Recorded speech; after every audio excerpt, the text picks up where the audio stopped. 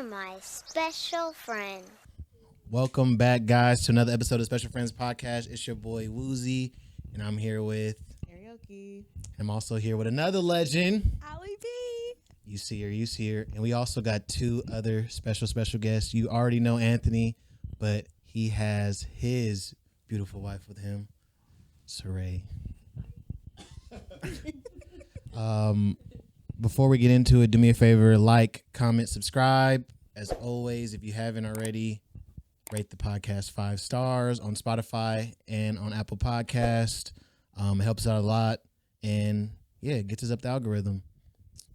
How y'all feeling? There's a lot of people in this building today.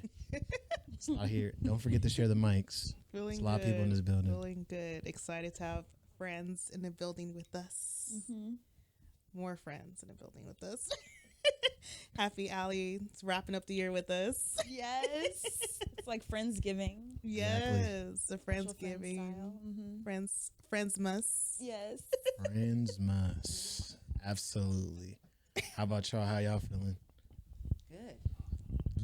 I mean, y'all know how I feel when the first time I came up on here, I was like, when am I coming back?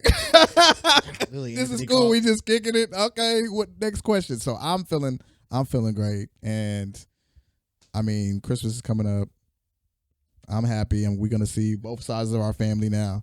That's a crazy concept. So it's just like, oh, this is our whole family, but we have your side and my side, and I'm looking forward to it. What about you, Sirai? How you feeling?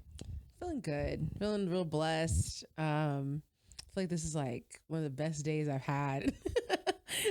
Like all month. Like I'm really excited to be here. Christmas is exciting. I was just telling him earlier, like I don't like to keep secrets really. And so I'm excited. Like this is our first year married, our first married Christmas. And so I'm like, oh, like I got tons of stuff for him. And like, I've told everyone else in my life what I've gotten for him, because like normally I would tell him what I got for him or like what I got, but I can't tell him. So I'm really excited because I'm like, yeah. So because you can't keep a secret, do you usually wait till the last minute to get the gift? Or do you just get it early and just keep it to yourself? Oh, I'm so glad you asked this. I start Christmas shopping in August. Got it. And then from like August, it's like, okay, like I'll start to see stuff I like want to get for people. And then I just start like accumulating, because I feel like a couple years I like waited until like December. And then I was like, oh, like I don't have all this money to get all these people gifts. And so then it was like, I don't know. And then, but like, and also my family is like very big, like on like gift giving and like really thoughtful stuff. So yeah, I started in August. So, oh my gosh, I don't even know what the original question was. I was just asking if you wait because you can't keep a secret, but you just you go ahead and get it. Oh yeah, no, yeah. Everything's already, it's all in the house already, which is a testament to him, because I would have been like looked through everything because I want to know what. Do you like? Also, it's like it's available. Like he can. It's No, it's not wrapped yet. But it's like he would have to like. Anthony better than me for sure. Listen, I just wait for it. I just wait for the moment to happen. Like I know where everything is at. I have not seen any of my gifts. I have not seen anything. Even there was a point in time where we had went into the trunk. I literally it was like almost kind of like it was just out of my periphery. It was like right in front of me, but it was out of my periphery. I just grabbed the grocery bags, and she's like, "Quit looking at your gift." I said, "What gift?" Like literally, like my mind is just shut off from that. I was notorious for the Same. The legendary shake. What did I get? I'm going to the store, just looking at the box to see what the box dimensions look like. I think that's what it is right there. Yes. I think that's what it is. Yes. Gotta be. Yes. I'm just sorry. That was me. I'm like, I want to know, because I don't ask for much, so I got to know what of the less. Anyways, but yes, that's cool. That's cool.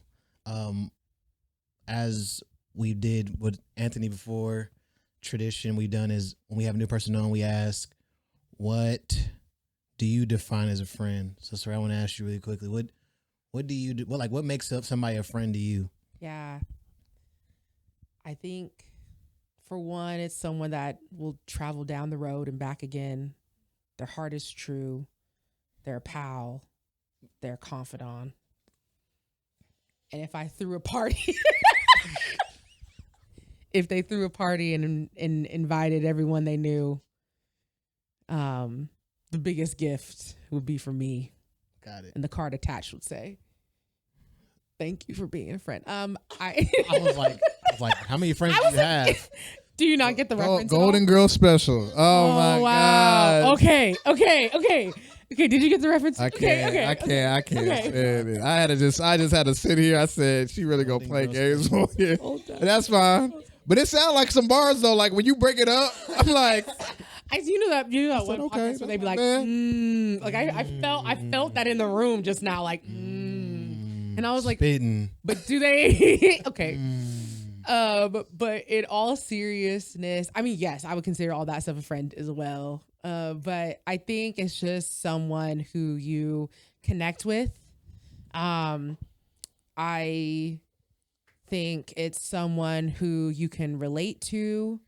I think it's someone who you can share hot takes with, and we listen, but we don't judge. Or maybe sometimes we do judge, because like sometimes, you really do need that. I think some of my best friends have told me, would tell me, and will continue to tell me about myself when I say or do things that are like, what, someone to take something from Anthony and his best friend Jadelle that I'd never really heard before. I think I really sat down and had a conversation with Jadelle, was like someone you can do life with, like a family member that it's like they're just constant. They're a constant. They're always going to be there. So yeah, I think all those things. Yeah. Wow. Yeah. Someone to yap to, somebody to cut up with. Yeah. all of that. When you said about like someone to like share hot takes with, have you ever had like a situation where you shared a hot take and they had to like correct your hot take, like it was a little too hot? Absolutely. My best friend Taylor, we constantly do this. We've known each other. Our grandparents moved to the same neighborhood in Citrus Heights in like the 1980s. And then our moms both got pregnant at the same time. We're 2 months and 3 days apart. Taylor's older, which now she probably actually isn't. That's probably not as exciting, but as kids, that was really exciting. So anyway, she's constantly correcting my hot takes. One of mine was,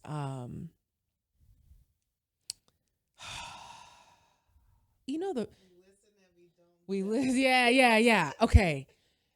Like rappers that rap off beat aren't actually musicians. Like that was my hot take. Larry June excluded. I'm about to say you listen to Baby Records. No, that's not. Larry June is off. We don't talk about Larry in the Zeba household. I went to a Larry June concert. Legendary. It was in SF. Oh, that was a great time. We were on the balcony level. Oh, great time. And I have a video. I was taking a video, whatever song it was, and we were like screaming the words to it. And he looked at me. And we locked eyes. Oh. Now, he had sunglasses on the whole time. So his argument is always like, how could you? He didn't look at you. I have the video, though. Like, I have the footage. And on his side, you just see this flood of women. And so he could have been pointing at any one of those. But either way, all jokes aside, now Larry June is a wonderful artist. We just have that joke where I'm just like, we don't talk about Larry up in this crib. Okay. But other than that, you're saying that your hot take was that rappers who can rap on beat. Thank you for taking us back to that. Yes. Rappers that don't rap on beat are not rappers. Like, because anyone could do that. Like, it's not that's not a talent that you're showcasing. You're just talking. Interesting. Over a beat. And Taylor is like, she listens to all the, I'm not going to name them now, but like she listens to all the stuff where they just be no, just random new age style. And I'm like, is This is a different pocket, you know. It's a different, yeah. The new Kendrick Lamar album. He got a couple songs where you think the pocket is, they're not in that pocket, and it's hard to listen to, but it's good. Yeah, I understand it. That was. I'll let you have your hot take. Thank you. Thank you. You got any thoughts? Y'all got any thoughts on that? On what? The hot takes? Yeah, on the hot take that she said. Do y'all feel like she there's some credit to what she's saying? There is some credit because I do appreciate someone riding a beat. You know, I really do appreciate that. Strongly appreciate it. And I also realize I don't listen to a lot of artists who don't rap, you know, in rhythm to the beat. Like they're usually not on my track list. So is it my hot take to say that they're not an artist? There's still something artistic about that, right? They're writing. They have their own cadence. Blueface, baby. They're I don't, that man's not an artist, in my opinion. But they have their own. He's a man, but they have their own. He's a man. He's a black man, but sometimes they have their own cadence, and lyrically it still be pretty sound. You know, it's just not my preferred form of rap, hip hop. I enjoy Doechii, and she doesn't technically be on beat, you know, with her music, but I like Doechii, so she's one of the few that I actually will listen to. Would you consider her a musician? Yeah, she's definitely an artist as well. So that's why I say I don't know if I would say like they're not artists, but Doechii is an amazing artist. An amazing artist. An amazing artist. I love that she's in the game. We needed her in this moment. So This is I was expect that we needed her. we did. Yeah, so I don't agree with the hot take that they're not artists, but they're not my preferred Got it. artist. Yeah. Got it. Okay. Yeah. I like the differentiation because also I think musicians have, like for me, a qualifier is playing an instrument or being somewhat musically inclined, like you said. So, and most rappers don't play instruments. Not saying none do, but I'm just saying a lot, like their instrument is their voice.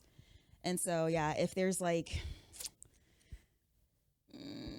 everybody's voice is like operates as a different instrument. So I can get behind, like, again, everybody has a different cadence, a different choice and rhythm. But if you can't be on beat and off beat when you rap, to me, then that's like not enough range to be like a musician. Like a musician, you have to have some skill and range around your musicality. But as a rapper, yeah, I think I agree. You could be a lyrical genius. You can, like, I think about like the cypher that AMP just did, or you know what I'm talking about. Did you see that? Like, I mean, I don't know. I enjoyed it, and it was all like very different types of rap styles and things like that. So, on beat, off beat, you know, things like that. So anyway, I don't know. It's like, including Chocolate Drop. I'm in between on the hot take. In between. A good in between, like agreed and gray area I can get with too. Got it. Okay. Sorry. That's all. That's what I just wanted to ask real quick. I had a question though for someone who makes beats. If someone hopped on one of your beats and they weren't riding the beat, like, would you just tell them they can have the beat or what? Money is green. So I mean, no, they can still hop on the beat. Yeah, no. It's your beat. Like, if you willing to pay the price for it, it's your beat. Do what you want to do with it. Okay. Yeah. I'm not mad about that at all. Okay. So I'm just gonna give that quick answer on that. So yeah. Sirai, let me just is it that they're not an artist? That they're not good? Because I feel like I heard you say they're not a musician. So I just want to clarify the qualifier for your unpopular opinion. Wow. I think now too, that's also part of a hot take, is like remembering what you actually said in the beginning. I'm gonna go with artist. Maybe I said You said musician. musician. Did I say musician? musician. Okay, actually, then I'll stick with it. I'm gonna stick with it because I think, like you were saying, there are different qualifiers to me, as well as to you, as well as to everyone. Mm. There's different like points you have to hit on this checklist to where I would consider you a musician, right? So let's say, for example, I said, oh, I'm a baker, but I don't use the oven. I only do stuff that contains flour and water and yeast. And it's not like, it's edible, but it's like doesn't taste good at all. It's like, I guess I could call myself a baker, like if I wanted to just grow sourdough all over the place, but like you could call yourself anything, you know? So I think that that's kind of how I see it. Like if you're not on beat, like that's like, to me, being on beat is the whole point. And there's so many different areas of the beat that you could be, the pocket, all like there's just so many things you could do. I probably am also biased as a millennial because like we grew up with parents that saw the emergence of hip hop. Ooh, I feel like I'm getting really deep right now. This is good. This is good. I feel like I'm getting really deep. Like we grew up, like our parents saw the emergence of hip hop. And so that was like very, very like it was very like, okay, this is how you rap. This is what you do. And then we've seen like an evolution like in our lifetime as well. And so I feel like that has been really cool. We have like a really, you know, wide range and have had a lot of exposure to what hip hop is, what rappers are, how they look, how they dress, how they sound. But specifically when we talk about the sound, if we're evolving to like be on the beat, be on different beats, blah, blah, blah, whatever, and then you're completely off beat, to me, it's just like, okay, well, we're just not doing it anymore. Like, you're just not, like, what is the point then? Like, interesting. Why don't you just turn the music off then? Like, so is it dependent on the type of beat? Because I've heard some beats are like a little bit more unorthodox in their own right. So even like being on beat might not make the song. You kind of have to kind of find your own flow within it. So I'm just like, I don't know. I understand what you're saying. Yeah. I'm not taking away from it. I just think it's interesting because I'm thinking about the different layers of it. But I think the point that you made first is like, it's kind of like being a baker. You gotta learn how to bake first before you remix it. You can't just come into the mix and not know how to do it. But like, yeah, I'm changing the game. It's like it's bread without did you know baking how to do it. Did you know how to do it the right way officially? Like, Yes. Have you ever rapped on beat before? Yeah. And then went back, or you just hopped on there, started saying something over a beat, talking about, yeah, I did that. Mm-hmm. I'm doing something different. I'm doing something for the culture. Yeah. So that's what I was thinking. But I won't hang on to that topic too long. Maybe we'll come back to another day because that is a pretty interesting take. Yeah. And I need to know what your friend said. Yeah. But, I know, right? We need to get her on here. Because she went hard. Like, she went real. Oh, she was upset. Oh. I mean, she wasn't mad, but we weren't laughing anymore. You know what I mean? Like, it wasn't like there was. We weren't laughing anymore. Nobody was smiling anymore. Like, it was a heated debate. I love that for her. Yeah. She should definitely. Maybe one day we'll get her in. We got time. Yeah. I did want to get into just really quickly check on everybody. You know, obviously the holidays just passed, Thanksgiving. So I want to check on everybody and see what was y'all Thanksgiving looking like. Did y'all get with y'all family? What did it all look like? So my Thanksgiving didn't go as I planned. I had planned to go to SoCal, but then things changed. And then I was invited to various friends' places. But then after all that, I was just like, I have been to already 2 Friendsgivings. And I feel like I've been running around these last 2 months just doing activities and going out and stuff. I was like, I think I just want to spend it at home. So I ended up spending it at home with my siblings. It was very chill. We didn't have a traditional Thanksgiving meal this year. We had lamb and like asparagus, veggies, all that stuff, and like mashed potatoes, like very regular day dinner. Lamb? Regular day?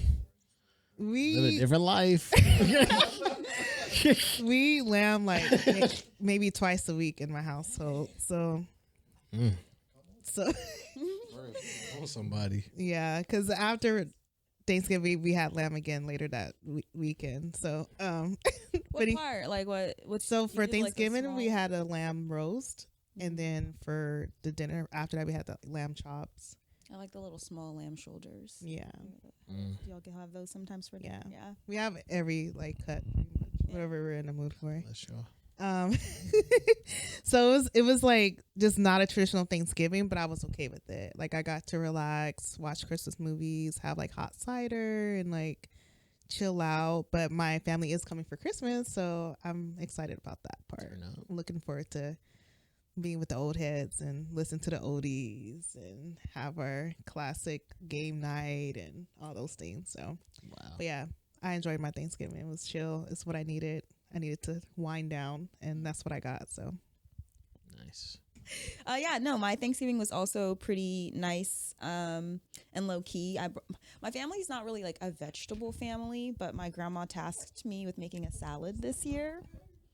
No, I don't mean like we don't like vegetables, but it's just like we have greens, sweet potatoes. I'm talking about like for Thanksgiving. You know what I'm saying? Like our sides are like mac and cheese. No green bean casserole. No. No, None we're of not a that. green bean casserole family. Not on this side. My sister loves green bean casserole, but like on this side, it's like really classic stuffing, stuff like that, you know?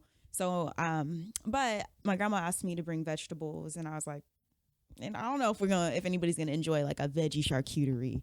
So I'll make a good salad.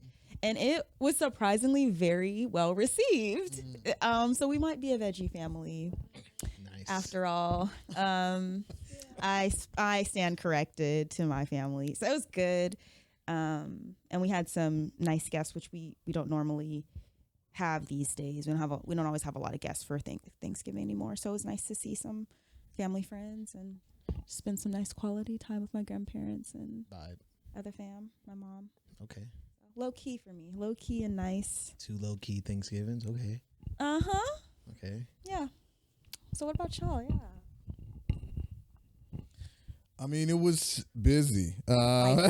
High key Thanksgiving. I mean, and I wasn't even putting in as much work as my wife did. She was just like, I was assigned one thing, and I was the last to use the kitchen, and that was okay. I had time to do it, but like for her, she made like the turkey, she made the ham, she made the desserts, she ended up making mac and cheese. I mean, there was just like from dressing, all of that at 3 a.m., 3:30. I'm in the bed. I'm like, wait, this is a whole like production. And so I get in there, and actually the craziest thing that happened, and I think I told Ariel this, was that I was laying up. I was like finally relaxed, didn't have to go to work or anything. It's about like 10 o'clock, and my wife is saying the night before Thanksgiving. Night before Thanksgiving is saying the oven is not going up. It's 100. It's at 100 degrees right now. I said, well, hold on. Well, just give us some time. Let it percolate a little bit. And like 5 minutes later, she's saying it's still not going up. I said, well, we're probably going to have to go to my grandparents' place. I said, bro, I don't want to go over there. Like, and I love her grandparents, but I'm like, no, I'm trying to chill. Like, I escaped my job and I'm not trying to deal with no stress. I want to sleep in my own bed, want to watch my own shows. Y'all You know, already like know. it's like the night of like your vacation has started. Like you worked all day. Yes. I can just like imagine from his point of view now that you're saying it too. Like you went to work. I won't be back till Tuesday. I'll see y'all. Yeah. He's like on the couch. We already ate dinner. He got the blanket up. The Christmas lights are on. You know what I mean? Rubbing his feet together. Imagine this. And I was dreamt like, this. It was happening. The And oven's broken. Yeah. So I said, well, hold on. Let me, when you don't want nothing to break. So like, hold on, let me go ahead and check it. I'm going to go ahead and check it. And so I'm like, what? Doing the same thing that she already did. I said, hold on, you didn't do it right. Let me see. Then you got to. So I said, craziest thing. That's how I know. I'm like, something hit me. I said, well, I think it's the dryer. Let's turn off the dryer real quick. Also, though, for context too, we live in Midtown. Our place was built in 1904. So that was actually probably like the smartest thing for him to ever think of, because we were washing clothes, drying clothes, and then I was baking the cookies. Like I made like 2 platters of like cookies and stuff for like dessert. And so that was actually really smart. But in the moment, I was like, really? Turn the dryer off? How about you get your shoes on? Right. Like, we gotta go. We need to leave. This was the kicker, because I was running the dryer all day. So I said, we're going to turn it off and we're going to see what's happening. I turned the dryer off. All I do is hear my wife say, it's working. I run into the kitchen and she said, gotcha. That man said 100. I said, whatever. I'm going to go put my shoes on, whatever. I went inside. I was mad too. I was like, whatever. She want to play with me. That's fine. We'll just go to her grandparents. Then I hear her again. I said, no, Anthony, come back. Like, it's really working this time. I said, no, for real. And I come and I said, it's going up now. And I said, come on now. So other than that, Great Thanksgiving. If your oven's not working, Sounds like a great turn the Thanksgiving. dryer off. turn the dryer off. If you got an old school Victorian home, is that what we stay in? It ain't a Victorian home, but it looked like it's like Victorian setup inside. Yeah, it's like, I feel like I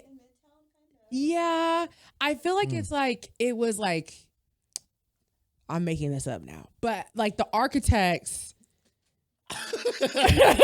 I'm making this up. they were like, man, everybody's doing Victorian homes down here. We're going to do something different. That's what I think happened. Because it's really spacious. It's a 1-bedroom, but like, I mean, it's pretty spacious for like a 1-bedroom, and it's a duplex. So we live on the bottom, and then our landlord lives up top. Yuck. And it's like, you said, I said yuck. Bruh said, Okay. yuck. here's the thing though. I knew her before we moved in. Got it. And I was like, I lived the best place ever. RIP. I mean, not RIP, because the place is still there, and the new owners, they probably love it. But like, I lived in a 3-bedroom, 1.5 bath townhouse on La Riviera. Favor. River access, 2 parking spots. Okay. Blessings. For way less than market rate. I'm going to just say that. It was not, I had a gym. I converted one of my bedrooms to a gym. I had a gym flooring and everything. Wow. Yeah, it was really nice. It was really nice. And So Thanksgiving. All right, like yeah. Anyway, I had to back in the move. day. Thinking about the past again. I know. First Larry, now this. Now I'm playing. let me just wrap it up. I'll wrap it up. I had to move out of there because the landlord was selling, went to work.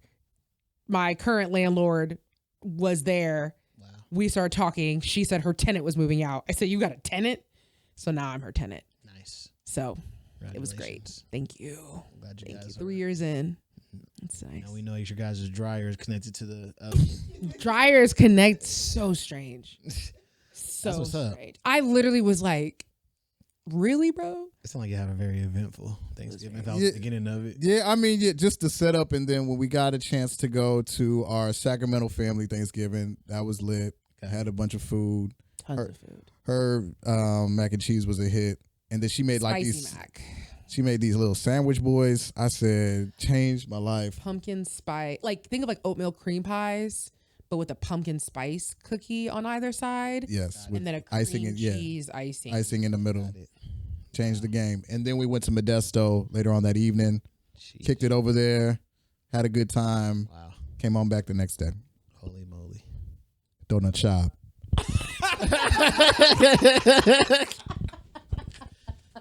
That is sick.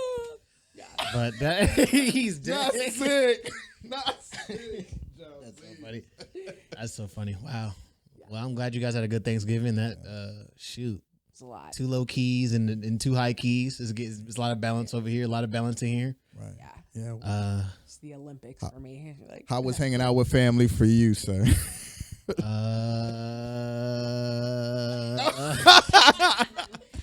I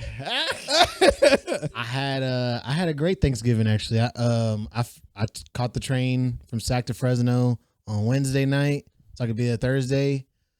Thursday I had like a very, very like traditional Thanksgiving at the beginning. Went to my friend's house, CJ. Shout out to CJ, been on here before. Ate, had a good time, and then later on in the day, my family has done something. They finally succeeded at getting me to black out. So I blacked out for Thanksgiving. Yeah. Yeah. We played a game called Give or Take, where the concept of the game is that you have to give a shot or take a shot. And then like imagine like a row of cards in the shape of a pyramid. Yeah. And the bottom row is all give shots. Then the next row is all take shots. And you gotta keep doing that until you run out of cards. Ooh. Yeah. So we played that and I don't remember much. I remember playing that. I remember getting faded. I don't like to throw up. I remember going to the bathroom secretly throwing up, coming back. like what we doing, whatever. And then that was the last thing I remember. And then they said from what I was told, multiple stories that I turned into a hood nigga. So they said I was popping my talk to people at the party, and then later on they then found me in the bathroom, locked in the bathroom, and they said it was bad. They said they was trying to give me water. I was pouring it in the tub, wasn't drinking the water. They gave me liquid IV, and yeah, it was a great time. They was very excited when I woke up. They were very excited. Good family right there.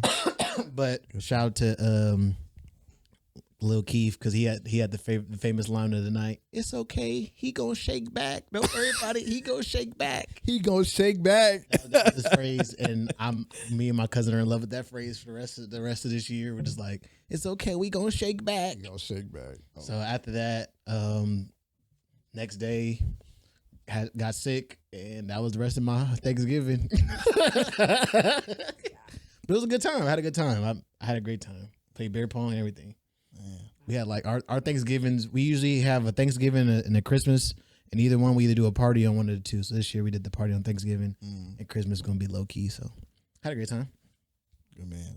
Before I'm sober for 6 months again. So, right. But while we're talking about Thanksgiving, I don't know if you guys remember, but a couple episodes back, Ariel has shared some of her favorite desserts from the holidays, in which one of them was Raisin Pie. CJ loves that she talked about that Raisin Pie, by the way. He loved that and the pineapple pudding. He can't, he just, but CJ, this one's for you. Yes, it's for you, CJ. I was going to make pineapple pudding, but it was just a lot.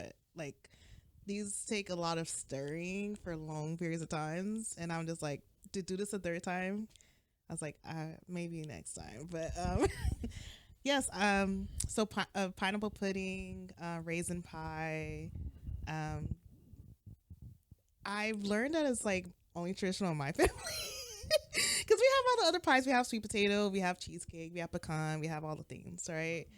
But like my grandmother and like my elders always made like raisin pie and pineapple pudding, and so when I brought that up on the pod before, they looked at me sideways.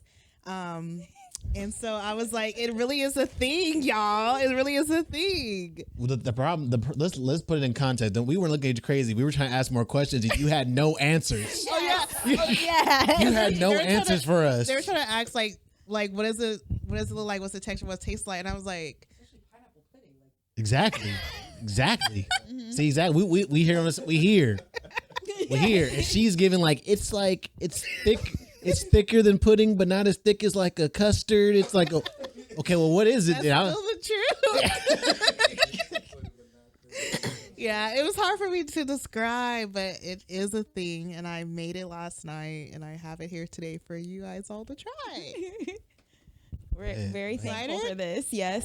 Also, gotta say we were trying to Google the recipes and pictures for these things. That is also true. We could not find them. Could not find any of it. I'm very excited. As we also have learned that Ariel's normal is lamb. Every week. So it's like, I mean, this just adds to his theory that they just have a different lifestyle they live in. So this is raisin pie. This definitely. What's y'all first impressions? You guys, why are y'all?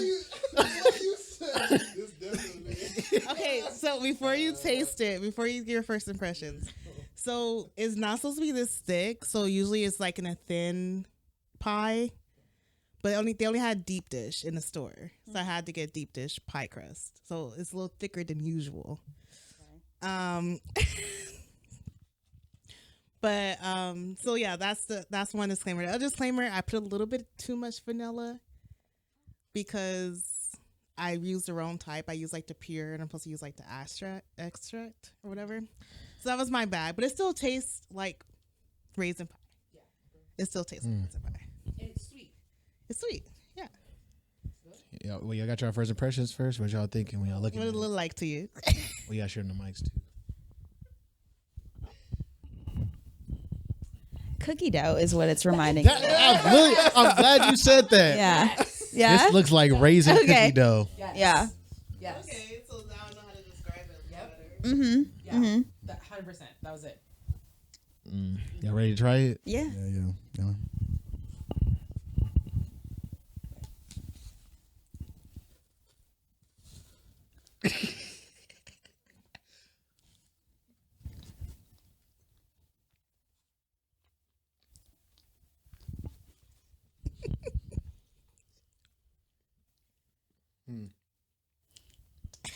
Y'all bake this? You don't bake it, you cook it on the oven. I mean on the stove. On the stove? Yeah. What? Mm-hmm. So this is The whole pie crust and everything? The pie crust I roasted it. What? Because I was like, the pie crust tastes baked. Yeah, the pie crust is baked. Okay. I don't mind it. So trying to figure out what this reminds me of. It's like pecan. You know, like the filling of a pecan pie. Mm-hmm. Like it reminded me of that consistency, but mixed with a bunch of raisins. I kind of like it. It's given like a raisin, like a raisin version I didn't ask of like sweet potato pie. Ooh. Mm-hmm. Sweet potato pie. It's kind of like, because it has like that texture. Mm-hmm. But you said it's not supposed to be this thick. Yeah, usually it's thinner. It usually is Like a sweet potato. like a sweet potato pie, yeah. It's just I couldn't find the right shells in the store or the right crust in the store. Okay. Is there two different kind of raisins in here? No. What? So they all came from the same box. I see different color. Could have got like golden raisins and stuff like that. That's one. Maybe because I, cooked it, What y'all rating this? These scales are rating around here. What's the scale? Out of 10. Out of 10. This is giving potluck food. Like this is giving like when you go to like cause like for at my family's house they don't make like pretzel pizza and stuff like that, whatever. Like strawberry pizza. What? You never had strawberry pizza? Potluck food, like you said. Yeah. Strawberry pizza. I ain't never seen it. Strawberry pizza not that bad actually. No, but What is that? Huh? A potluck? So many questions. yeah. So strawberry pizza is when they get like a sugar cookie and they make it like almost like a pizza, so that they whiten it out, and then you make like a almost like think of like cheesecake. You make like a cream cheese mixture, like cheesecake, and you spread it out, and then you put like strawberry filling on it and fresh strawberries on it. It's called strawberry pizza. Okay, so a strawberry cookie. Pretty much, it's like a big cookie. Like a brookie. That's usually, like I said, Or we don't make it, but you go to a potluck and you'll see somebody will make something like that. your potlucks are lit. And this Your potlucks are lit. Look, I grew up someday at Venice. Our potlucks had nothing but vegetarian food in there, and no dessert. So when I'm hearing strawberry pizza, I said, I'll make y'all strawberry. I'll make the next dessert. I'll make strawberry pizza. That's heat. And that's what this is giving. Like someone tried a new recipe and brought it to the function. What is so funny? What is so funny? What is so funny? I can't ever give a take, bro. That is the mentality that I have when I see something like, oh yeah, someone, yeah. It's delivery. Auntie Ariel made that raisin pudding she had on the bookmarks. But it's not bad. It's like, wow. Bad. But just the way you said that. That's my first impression. He said somebody tried something new. Oh my gosh. So when it comes to the texture, now you're saying it's thicker than usual, so I'm not rank on that too much, but I do like it. The beginning sweetness, I'm just like, I got question marks about it, but then like the ending of it, I'm just like, oh, I kind of like that at the end with the raisin with it. So I give it a strong 8. Okay. I give it a strong 8 because I would eat it again. Okay. Because I just love that. If the ending is real good at the end with the sweetness, I'm like, I can do Gotta this. protect the Yes. beginning. Yeah. All right, got it. Okay. Yeah, I think like, to me, if I had to describe it, I would say it's like sweet potato pie, like not yams, like not like the white sweet potatoes, but the yams. thank you. Yes, like those. Like it's like if somebody made that and then put raisins in it. Like that's exactly what it is to me. I don't know. I like really sweet stuff. So I think that's the only part for me. I'm like, oh, I want like a little sweet or something. Maybe some chocolate chips up in there with it. Cause it does kind of feel like cookie dough, like edible cookie dough with raisins in it. But yeah, I would say same thing, like an 8. Yeah. But yeah, I think it's just different. I think that's like the main thing to me. It's like, oh, this is like something completely different on my palate. Okay. So Nice. but yeah. Nice. Yeah. But now I want to try the pineapple pudding too. Like I'm like, okay, so what is that? Right. Got it. What about you, Ariel? Not Ariel. Allie, you're the pie master. You're right. Oh, you a connoisseur? She's a pie connoisseur. It's my favorite dessert. Oh, damn. Oh, That's why there was a lot of going on in here. man. Between the two, this was the one I was the most nervous about. And I like it. I find myself eating around the raisins. So I like that part of it especially. And it's not that I don't like the raisins, but like I don't like oatmeal raisin cookies. You get what I'm saying? Like, Yep. I only really like I only like raisins in my actual oatmeal. Got it. You get what I'm saying? Like oatmeal cereal. Her feelings is hurt. Anyway. Sorry. So I'm fine. And I do that with chocolate chip cookies too. I'll eat around the chocolate chips. So I'm finding myself eating around the raisins mainly just because that's like a texture thing for me. But I do like the sweetness of it. Like it is different. And it is, I'm surprised at how much I like it. I'm going to be honest. But it's still a strong 6 for me. Maybe 7. Okay. If there were no raisins. But it's raisin pie. So, and I don't mean that. I hope that's not rude at all. Because I'm glad that What was your rating? something new. 6.5. 6.5. Okay. 6.5. 7. Okay. Ish. 7-ish. 6.8. Yeah. 6.8. Okay. I don't know, Ariel. I'm It's no undecided. judgment. It's different. I fully respect that. Okay. Because it is very different. Obviously, you couldn't find recipes online. Where did they give context on where the origin of which this came from? I didn't. I should ask my grandmother. I need But to talk to these people. These are people I need answers from. But I did find a recipe online yesterday because I was just like, because I called her and I was like kind of tapping in like, hey, I did this part. Did I do this right? Did I do this right? Because I never made it without her like present. But there was a YouTube video on it. But he made his different. There was something else he added to his. But yeah, so there is a YouTube recipe video on Raisin Pie. Exists in a row. God bless. Some countryman. But my family is from Possum Arkansas, eater. so you You know know, what? It looks like Arkansas cooking. Interesting. So that's a little bit of context, Mhm. like my family origin. Because it really does feel like it would be like pecan pie, but like you don't have pecans, you have raisins instead. Even though I know the filling on pecan pie is like more gelatinous. Yeah, it's a little less doughy. Like this is like a little bit more doughy in case folks are curious about the texture of it. Very But doughy. if it's thin, if it's like traditionally thinner. And also, are they usually mixed in the raisins, or are they usually on top? They're usually mixed in. Okay, yeah. Maybe I put too much raisins this time. Okay, I'm glad you said that, because that was my critique.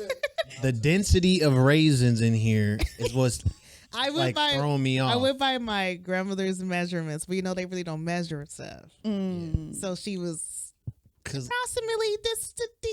It's like what Ellie is saying is like, I find myself trying to avoid the raisins, and it's not that I don't like the raisins. I just feel like there's more raisin than I would like, especially when I made the comment that it's kind of like a sweet potato pie. Like, I like the filling, but I feel like I don't really get to eat the filling because there's a raisin in the way of the filling in which I'm eating it. And I just feel like, just me personally, I would probably like half the raisins, so that way I would get a nice mouthful pause of the filling pause. And y'all grew up.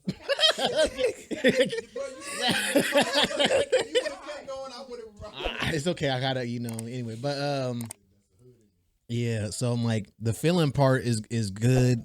It's all good. It's just, I just feel like the ratio, and then I do feel like I wish it was just a little bit on the thinner side, because it is very bricked up. So so if I made it again,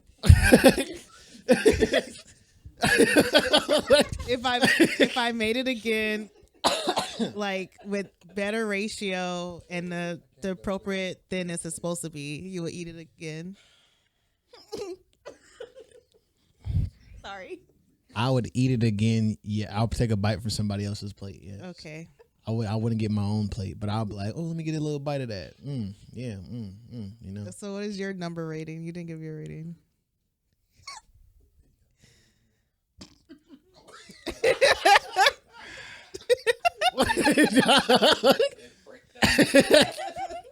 If for y'all who can't see, I picked it up and it stayed all together.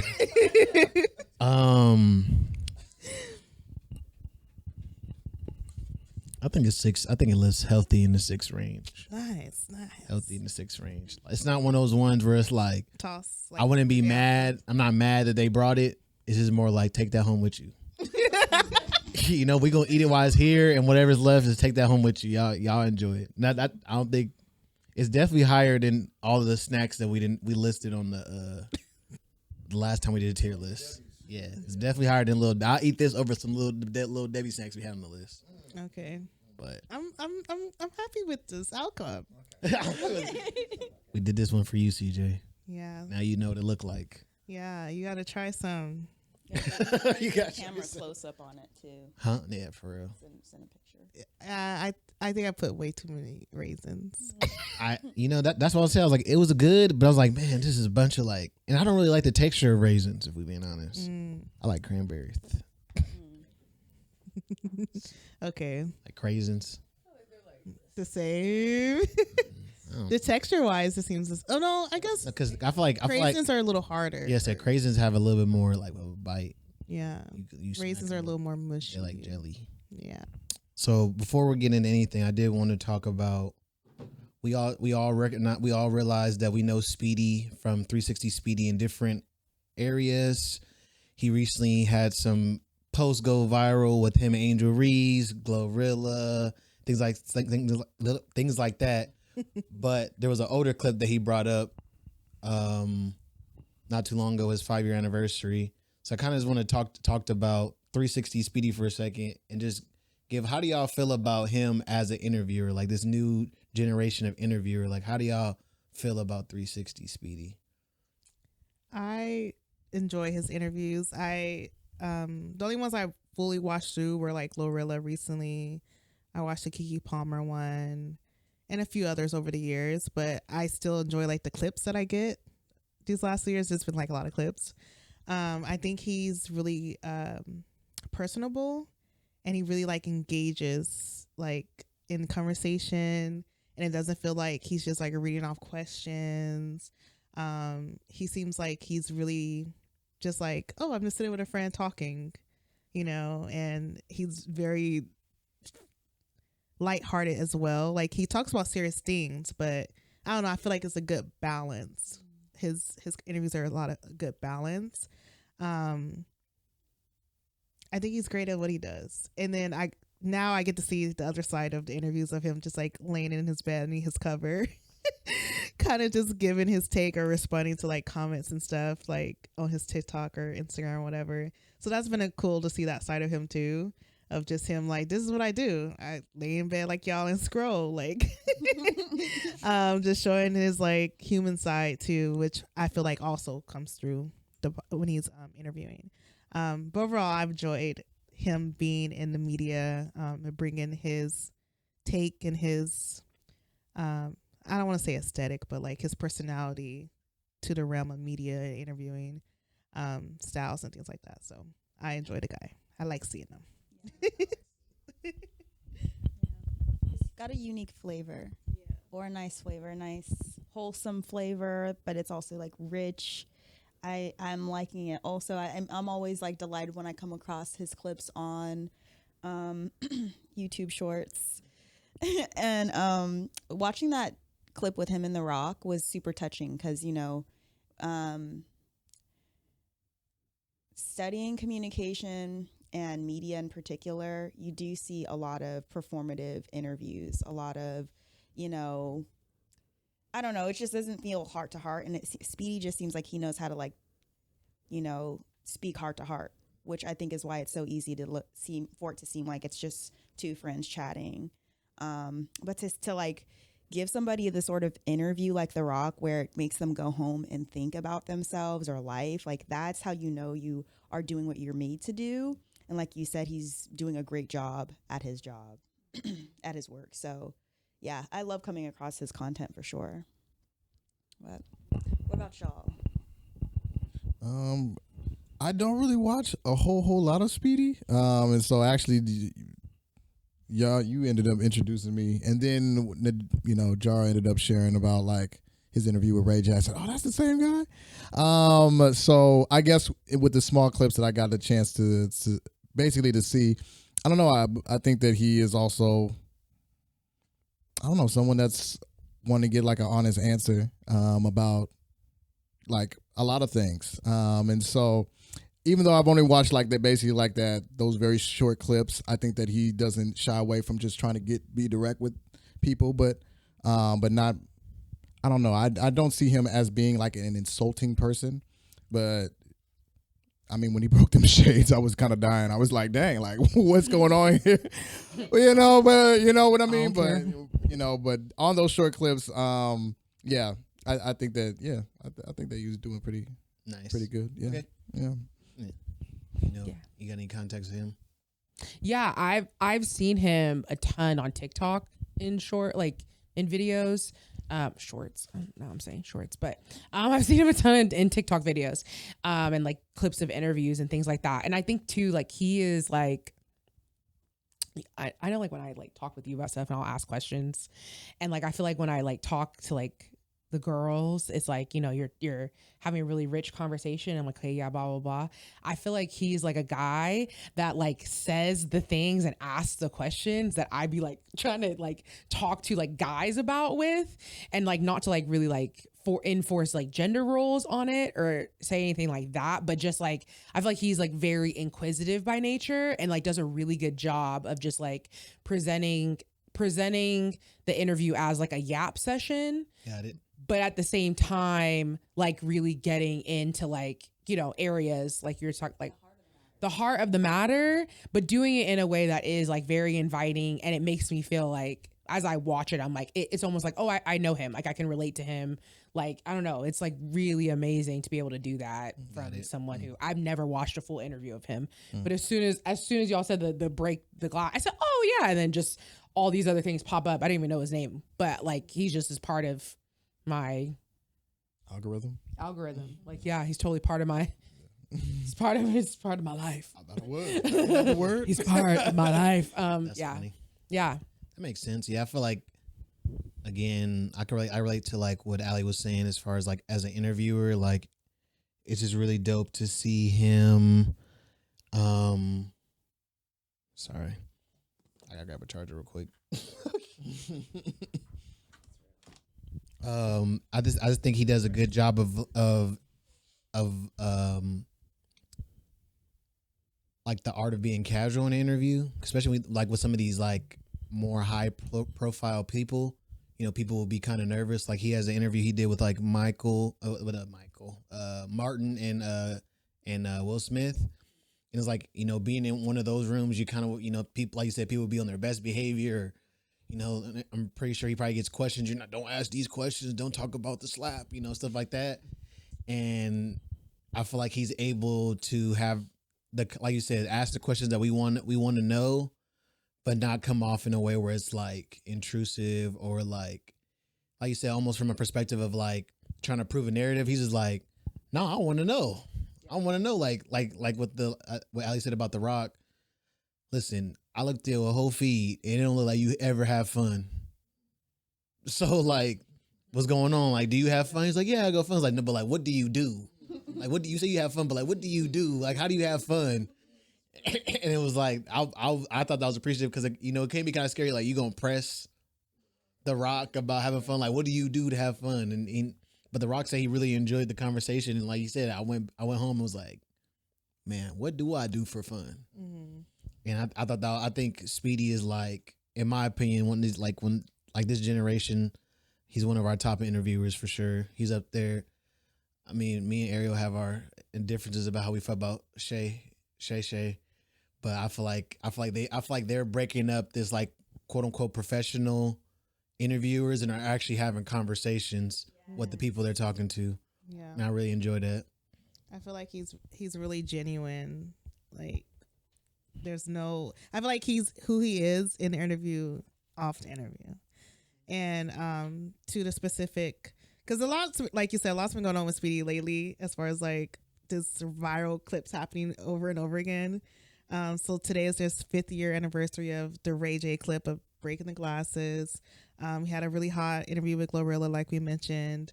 Keke Palmer. With Keke Palmer, yeah.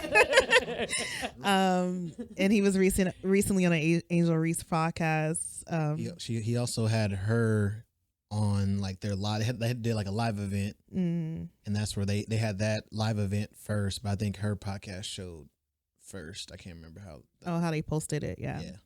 So he's been cool to see develop, I guess, as well, like him develop as an interviewer and also like be more recognized and respected as an interviewer. But his follow up to his Rock interview is what I think inspired me.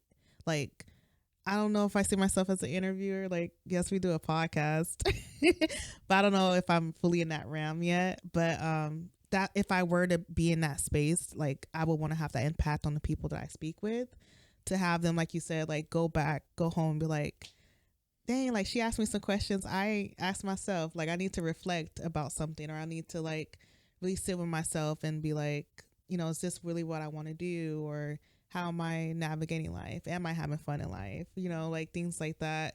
That was brought up obviously with The Rock. And then, I love that he kept it private too, because apparently The Rock sent him a voice note, like explaining his gratitude and stuff about their conversation, and he didn't play it. I was like, not any other interview, but there's a lot of other interviewers who would show out, who would have played it, screen recorded it, posted it, all the things, you know, but that's when I say, like, I think it was like a genuine question from his, like, I would like to know, you as Dwayne, like, how do you have fun? Or when do you have fun? Like, what do you do to have fun? Do you enjoy, you know, are you enjoying life? So I feel inspired by him, just to have that impact on the people that he interviews and have those conversations with. Yeah, I think Complex hit gold when they got Speedy, especially to be like on the front end. Because I mean, I think with Complex being the media company they are, their big thing is having these personalities. You know, like you can have a dope podcast like the Joe Rogan. Like we think of like some of the best podcasts, like the Joe Rogan's podcast. You know, like Iman Shumpert's podcast. Even like the show, technically, like it's usually the people there that make the difference, and the personality they bring into like the work that they do. And that's like, again, like was like she said, like Ariel, what we see on screen is like the same thing we see when he just like doing a quick TikTok video or on another podcast, and that's like refreshing because a lot of times, especially like we're all a little bit older here. We grew up in a generation. Not me. No. Yeah, not me. Yeah. Well, we've seen like this person be this person in the interview, and then you see the paparazzi see them, and they're just like not that person, or like you know, or people will tell the stories of like I met them in person, and they was a. So it's like kind of dope to like see this more genuine aspect coming from the stars and stuff. People coming up, I think it's dope. I'm glad Speedy been having a run for a while. Like you said, it's crazy. It's been 5 years at that Ray J clip.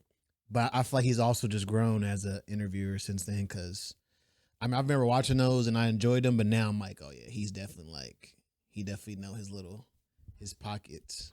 I have a question on that thing because it is actually like factually true that men don't like when you're having conversation, men are not as detailed in terms of like their description. Like y'all were talking about how Anthony will go to the man cave, you know, because, you know, it's like, the detail of the tea sometimes. And it's like actually it's a factual gender difference in how we express our experiences in the world. But what I think Speedy does, and even Shannon Sharp, they bring like another side of, like, I'm not going to say just men, but as male interviewers, we get to see another side of men that's not just like surface level and not just empty descriptions about their day and interactions with people. We actually get to see the real emotionality of men in particular, or people. But I think Speedy is a good example of that in an interviewer.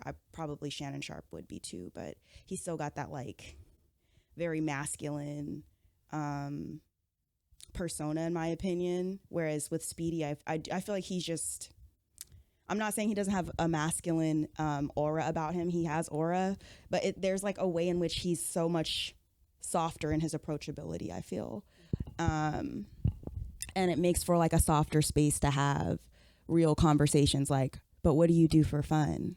Like, it's not even a question of are you happy? It's what do you do for fun? And that's out of pure interest, which, you know what I mean? You have to be emotional to have pure interest, in my opinion, when you're connecting with people. But yeah, so I was curious with his past interviews, you know, do you feel like he was, especially with the Ray J Breaking Glasses, do you feel like he was like more surface level and he's become more, you know, you get what I'm saying, like that heart to heart, or do you feel like his heart to heart has always been his style? It's just being more appreciated now. I think I'll have to go back to confirm this, but I feel like the older interviews felt more on the rails. If that makes sense, like we're going down this path, and I feel like with his recent ones, I feel like it's very much from a place like these questions are all questions that I genuinely want to ask you, and we're gonna go through them. Versus before is like, you know, like more from the perspective like this is the questions that the people want to know. And granted, I have to go back to confirm that, but that's how like if I'm trying to reflect back on it now, like I just feel like, oh, it's an interview, you know, it's an interview with Ray J. Like these are the questions that I want to hear. Versus now, it's more like I don't really like with the Glorilla. I didn't really go in with the idea of what I wanted to hear. Even like when he did the Duke Dennis one, the same thing. It's more like these are the questions that he's thinking of, and I'm like, that's a good question. Because it's not questions that the people are asking only. It's questions that he actually has, and that's what makes the difference. It's not performative. It's you know, pure genuine interest. And it's not questions like I watch a lot of interviews where it's only promo. And it's only like a press tour about their new album or their new book or their new TV or movie coming out. And they might pop in a little bit of like more interpersonal questions or whatever. But ultimately, it's the narrative of like we're promoting this project you're having coming out. And I like that he interviews people who are popular and like do have projects and do have things. But it's not just that conversation, you know. It's like, no, like what do you do for fun? You know, the Glorilla one was really cool because it got into her piercings and everything, which I always like interviews about piercings and tattoo stories. But yeah, it was just more personal. Like if we were hanging out for the first time and I'm like, you have any tattoos? Oh, you do? Well, you know, like I feel like that's natural conversations that we will have as individuals, just getting to know someone. So I think it has involved because also I think it shows that he probably has more control over his platform as well because of how great he's done and how he has developed and became more popular gave him more power over like how his interviews are, and like him be able to bring his genuine interest and intentions in the interview too. Because a lot of times, especially being part of Complex, like, well, that's the point of why I brought up gender, because we've seen these style of interviews before, just not in male dominant spaces. Like Oprah has done these, The View has done That's the these. main person they compare him to. Yeah, so to me, it's kind of just like, this isn't. It's only new and different because it's a man that's doing it, and I just want to be clear about that, because it's as amazing as it is to see. It's not unheard of, and in fact, I think people have just been hungry to see popular people be real people. right. So he's finally giving people what we've been asking for, which I think is wonderful that he has the space and power to do that now too. So I agree with you too, Ariel. And I think I agree with you as far as like you said, that this isn't like new, because I think Oprah is a good example. And even like, remember Jimmy, was it not Jimmy Kimmel, what's the other one? Jimmy Fallon. He had a big run on social media for a while too, of like kind of having like, again, having that quirkier, like bubblier personality when he's talking to some of these people and just having fun with the people. Or Z-Way. Oh yeah, I haven't seen Z in a while. Yeah, That's a good one. Yeah. I know it's like humor and like quirky, but if we're talking about like being able to present your full self, I know it's a character. Didn't she? And it got canceled or something? Yeah, now she's got like a YouTube channel where she does occasionally like posts new episodes very occasionally, but She's had me dead. yeah. But anyway.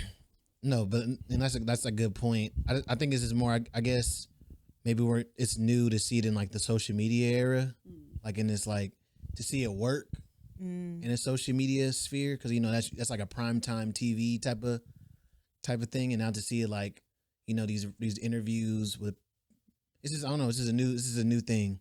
Well, for people to have an interviewer that they feel safe enough to be fully themselves, I think that's what it speaks to. Yeah, some makes sense, or a lot of makes sense.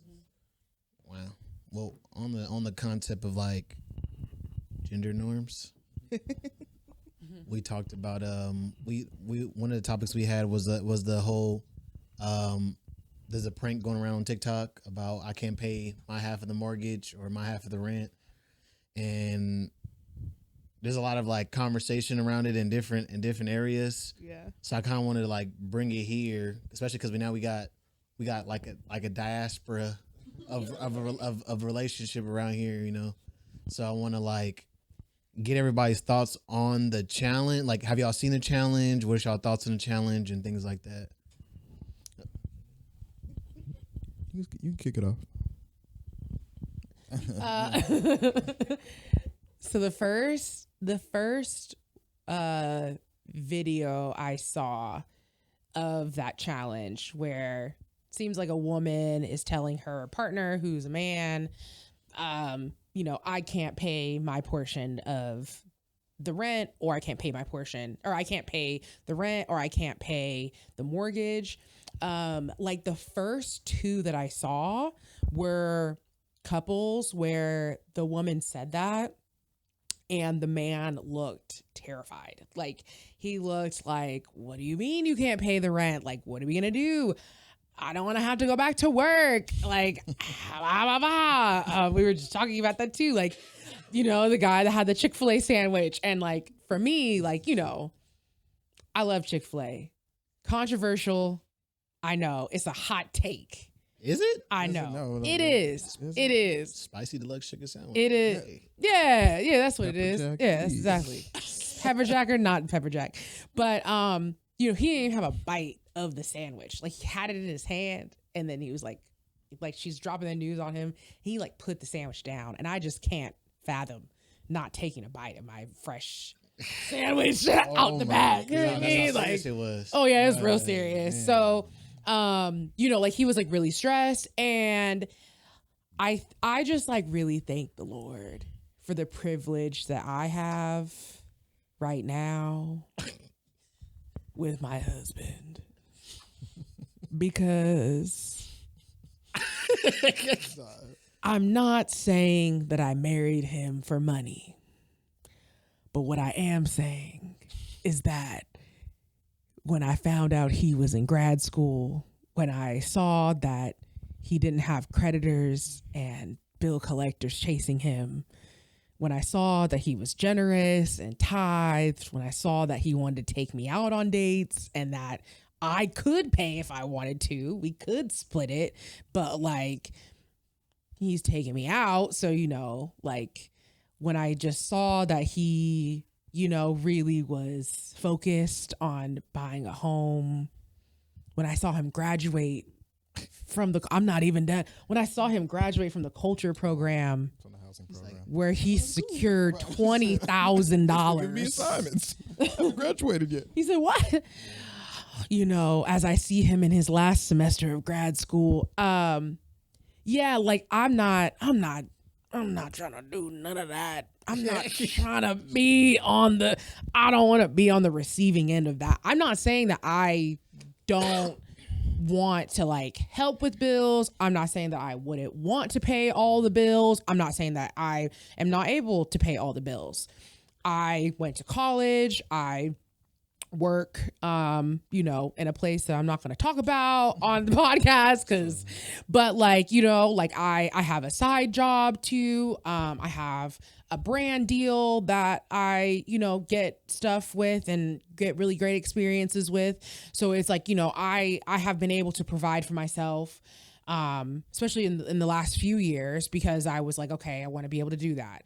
In college, when I was in the Bay Area, like I learned really how to like hustle and like provide for myself. I'm not trying to have you looking at me. I'm not going to ever position myself. Me. That's me. Anybody else, you can do what you want to do. You can believe, you can love, you can do all the things. But for me, my house, ain't no way. It's not happening. What do you mean? No, I'm not doing that. Like, I'm not doing that. I think I was raised in a village type of environment as well. So like my mom was a single parent, but then I had my grandparents who were both retired and successful and like, really able to provide. And then like my cousins and stuff like that, I learned like work ethic really early. My uncle had a business and restaurants and a catering, so it's like I grew up in an environment kind of like, yeah, if you need money, you hustle and you get it, or you not really hustle, but if you need money, you work, you get it. Right. So, but I did see like my grandma depending on my grandpa.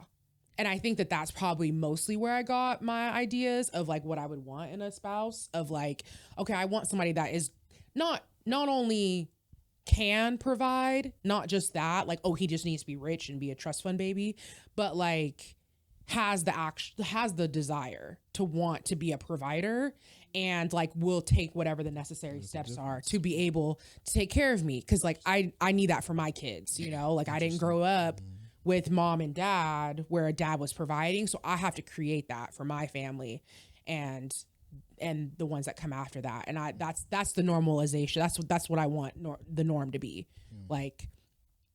So yeah, couldn't do it. Couldn't be that girl.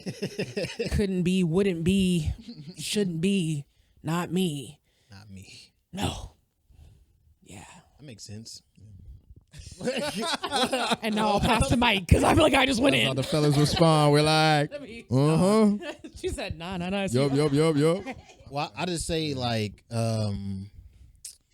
giving you guys gonna have to speak on behalf of all married people here. That's what I want y'all to let y'all know right now. Okay.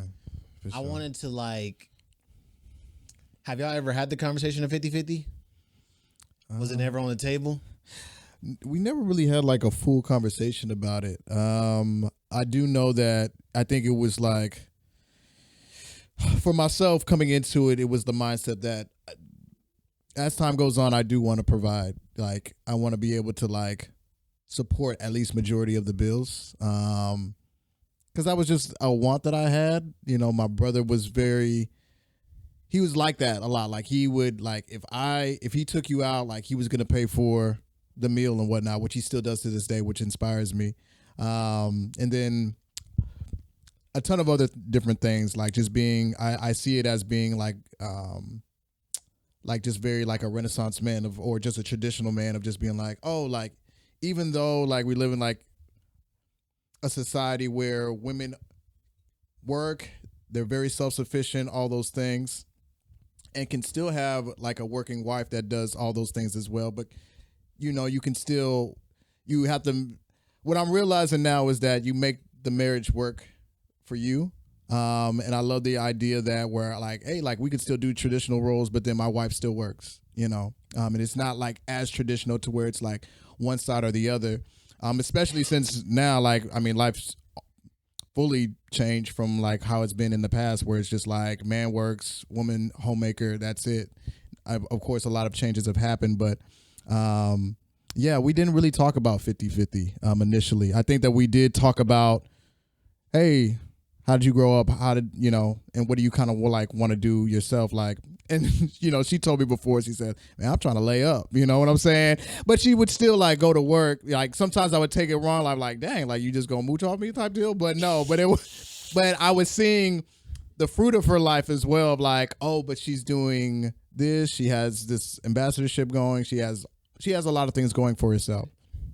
And so I think that the biggest thing for myself of providing in that way was like, okay, I want to provide for this type of woman because I know at the end of the day, she's going to work with me regardless of what happens. And so like, if I wasn't able to pay the quote unquote mortgage, I know that we would work it out, even though that's like, I would do everything possible for that to never happen. Got it. So because she knows that mindset that I have, if I do have to ask her, she's like, okay, what do we got to do? You know, but majority of the time I try to, I ain't got no money left, but all the bills is paid. You know, so that's just kind of how, you know, how we kind of run it. Got it.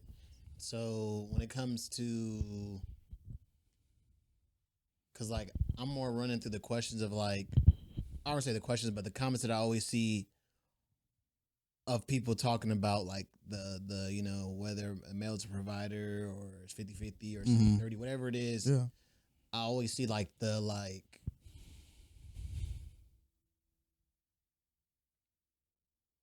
the like when I always hear like the conversation like, well, what does the other person do with their money? It's like, that's yeah. And not asking y'all what y'all do because I don't want it to be no. business like that. But like, It's a real question. like that's the question I always see people ask. Like, well, what are they supposed to do? And I'm like, did you go into it where it's like, if I can't afford to do it by myself, then we ain't doing it? Or like, how does that work? Like if like it come like say something like a rent, like rent is a good example in the bills. It's like if we can't afford this apartment on my salary, then we not moving into it? Or is it like if we want to move it to something nicer, you gonna have to chip it in her? like chipping in there real quickly. like is it one of those, like what does that conversation look like? I mean, I think so. I mean, from our origin of moving in together, because also we didn't move in together. We didn't live together at all until we got married. Got it. So then it was kind of like, okay, where are we gonna live? You know, are we going to move in where he lived? Are we going to move in where I lived? And so for me, that wasn't a question. Like we in Midtown, we on a corner, you know what I mean? I'm 2 blocks away from my side host. I said, we're right by the spin studio. Midtown was the automatic. Midtown was like, I really where didn't. I was living was not suitable. Was not suitable. I really didn't. And that's not because the house wasn't suitable necessarily. It's just like, in comparison, like he works, like from where he works, it makes sense to be where we are now because the freeway, like you just take it, you just go straight down P Street and you can go on the freeway. It's just so central to everything. It's closer to our church, the church we were going to before that. It was like just a few blocks away. Sure. So it really is like where in Midtown, like that is like centralized.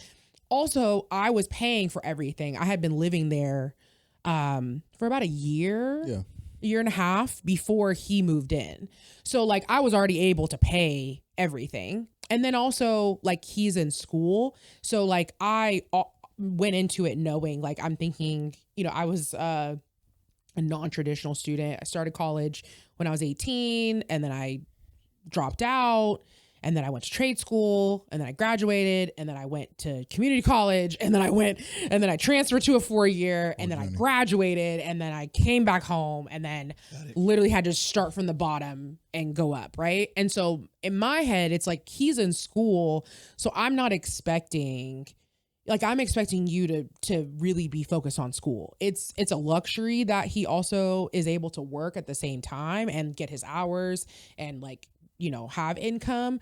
But at the same time, it's like, you know, this is my husband, right? So this is different from like, oh, right now you need to be cashing me out, dude. Like that's definitely like not it. But I definitely was looking at the you know, the job, you know, prospect, the income. I said, oh yeah, it's gonna be nice. It's gonna be nice. You know, it's gonna be nice. It's gonna be nice. Oh yeah, I said this is gonna be nice. But also I think too. So that's all one thing of like, you know, partner decision. Is that what you just said? Yeah, part of the decision. Part of the decision, yeah, was that he was moving in to where I was, and I already like was stable. And then I think in addition to that, It's all good. I was gonna say something, and then I looked at you, and you just looked so handsome, and I was Oh my goodness. Okay. Not you gotta cut that. take my breath away. You gotta cut that. To answer your question too. Because I had that question too, and then we'll pass it to Ariel and Allie just so that they can add on to it as well. But to answer your question, because I had that question too, I said, well, dang, like traditionally, like if I am, if I'm going to be providing all the way, but I know my woman is still working, what is she doing with all her money? And it's Don't worry about it. But it became a conversation. We just actually had a conversation about our budget and how, like, actually just last night where I was saying like, okay, like how much do you want for spending money?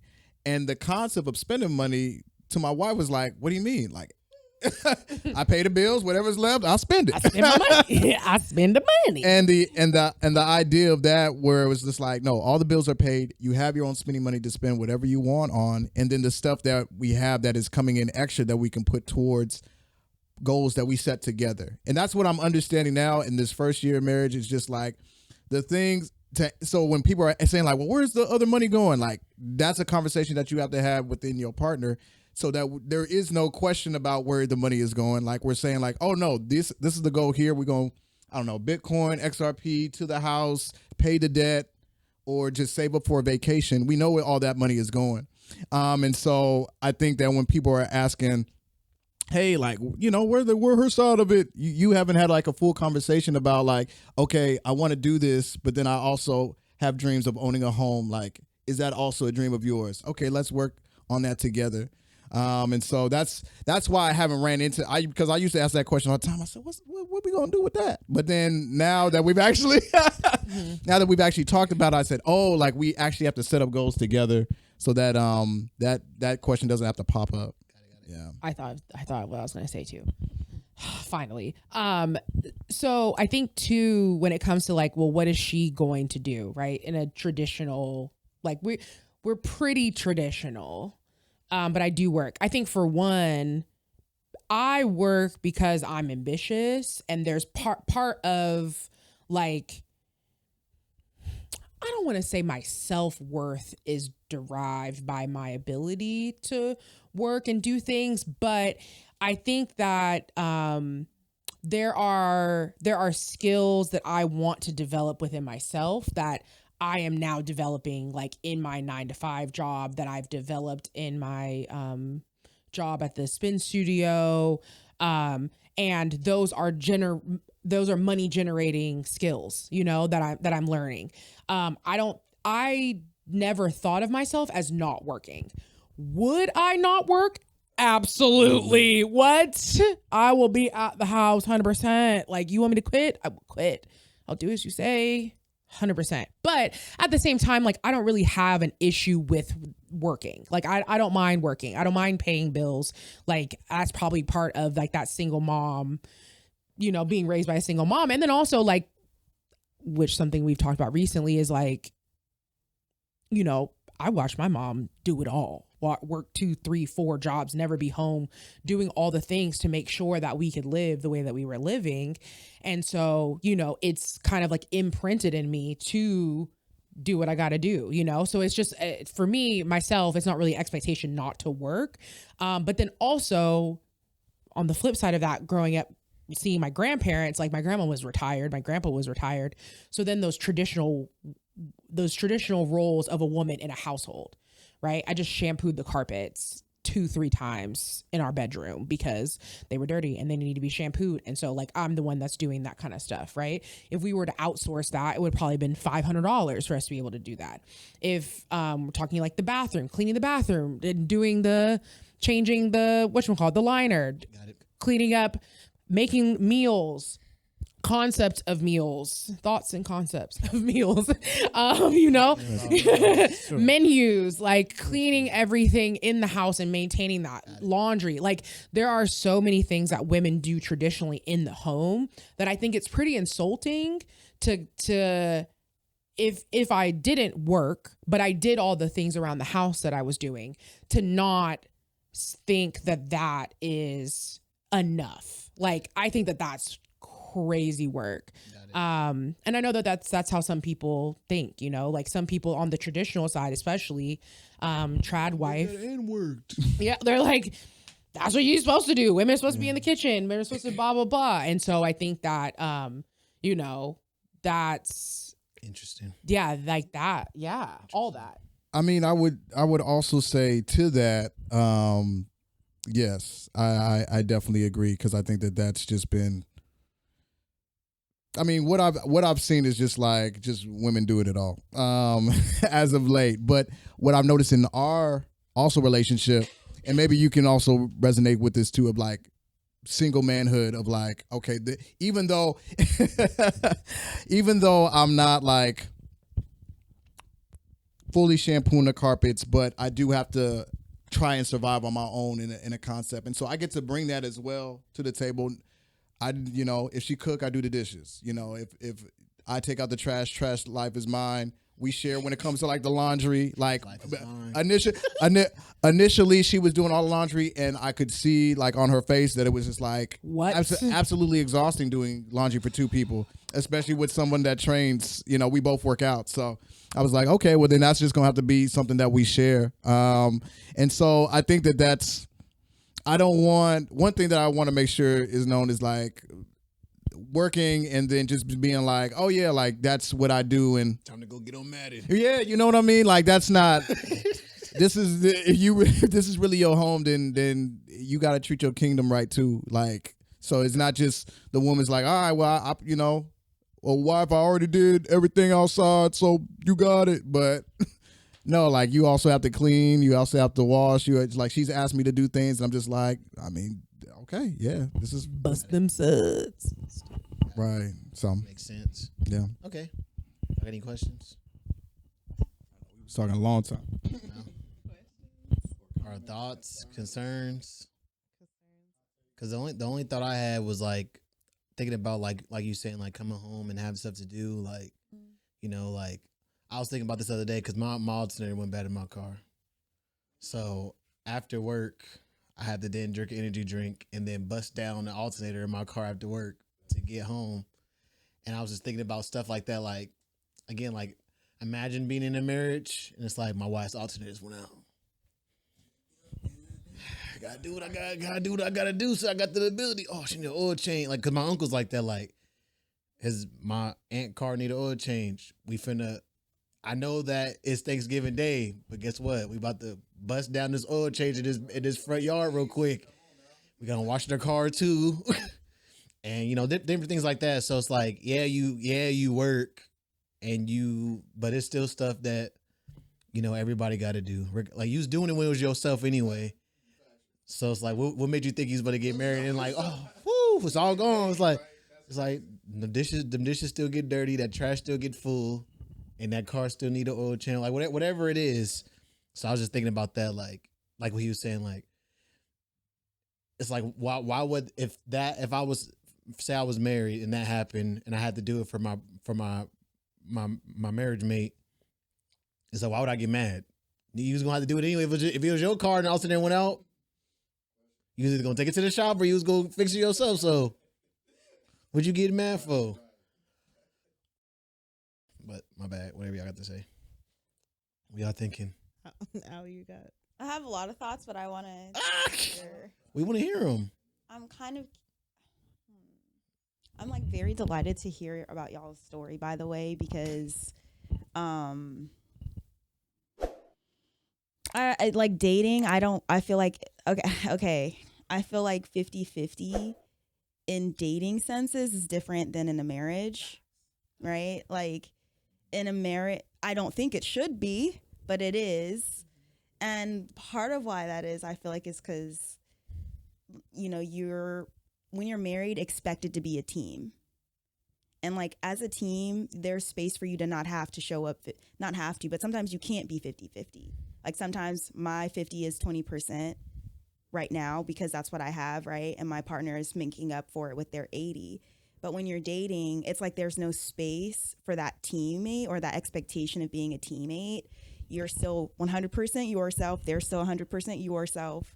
And unless you are both committed to being a team together, which I think is just harder to agree upon when you're in the dating phase. Like unless you're dating to marry or you're, you know, dating with the intention to be committed, I don't think that people are as committed to being teammates to each other.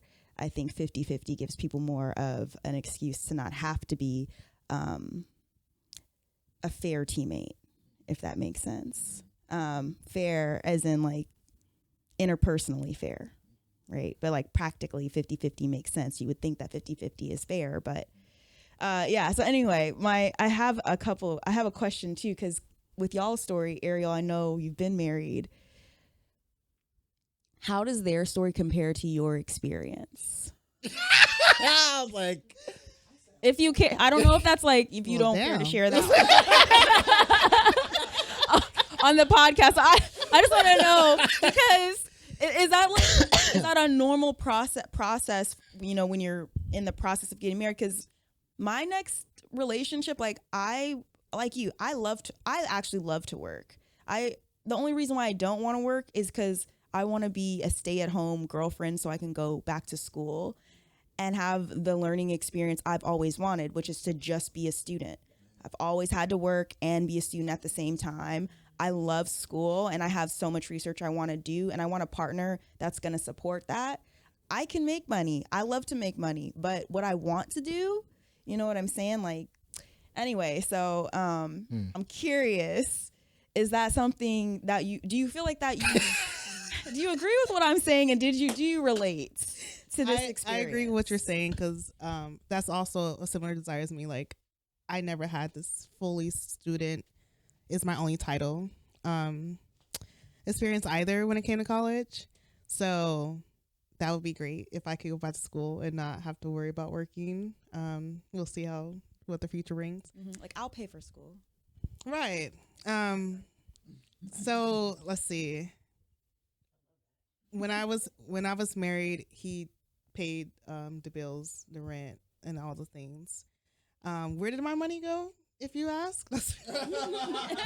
Yeah. My money went towards our savings, paying off debt, our vacations, some of our dates, things that men don't think about, like gifting throughout the year for like birthdays, anniversaries. Think about that. Emergency savings. I had like a car savings where like anything happened in the car, we got something for the car. Had a regular emergency savings. We kind of like sort of split up the household stuff, just depending on like what our income was looking for the month. So like laundry detergent, you know, dishwashing liquid, whatever. Like I pay for that most of the time, but sometimes, you know, he'll have to pay for things depending. So that's where my money went. It was more so around like the things that comes with life, but it's not considered like rent, utilities, bills, you know, like us traveling to visit his grandparents, like often. Like sometimes he didn't have the extra funds for the gas, or like the money we'll be spending at the dinners or whatever the case. So like that's where I filled in at. Kind of like the safety net. Yeah. Yeah. My funds are more like a safety net, like our savings and like our emergencies and those filler things, occasions that happen throughout the year. Mm-hmm. Yeah. Okay, that's cool. No, because I've heard that guys don't like it when women make more than them also. So like when we're talking about 50-50, it's like interesting. I'm just here like you get.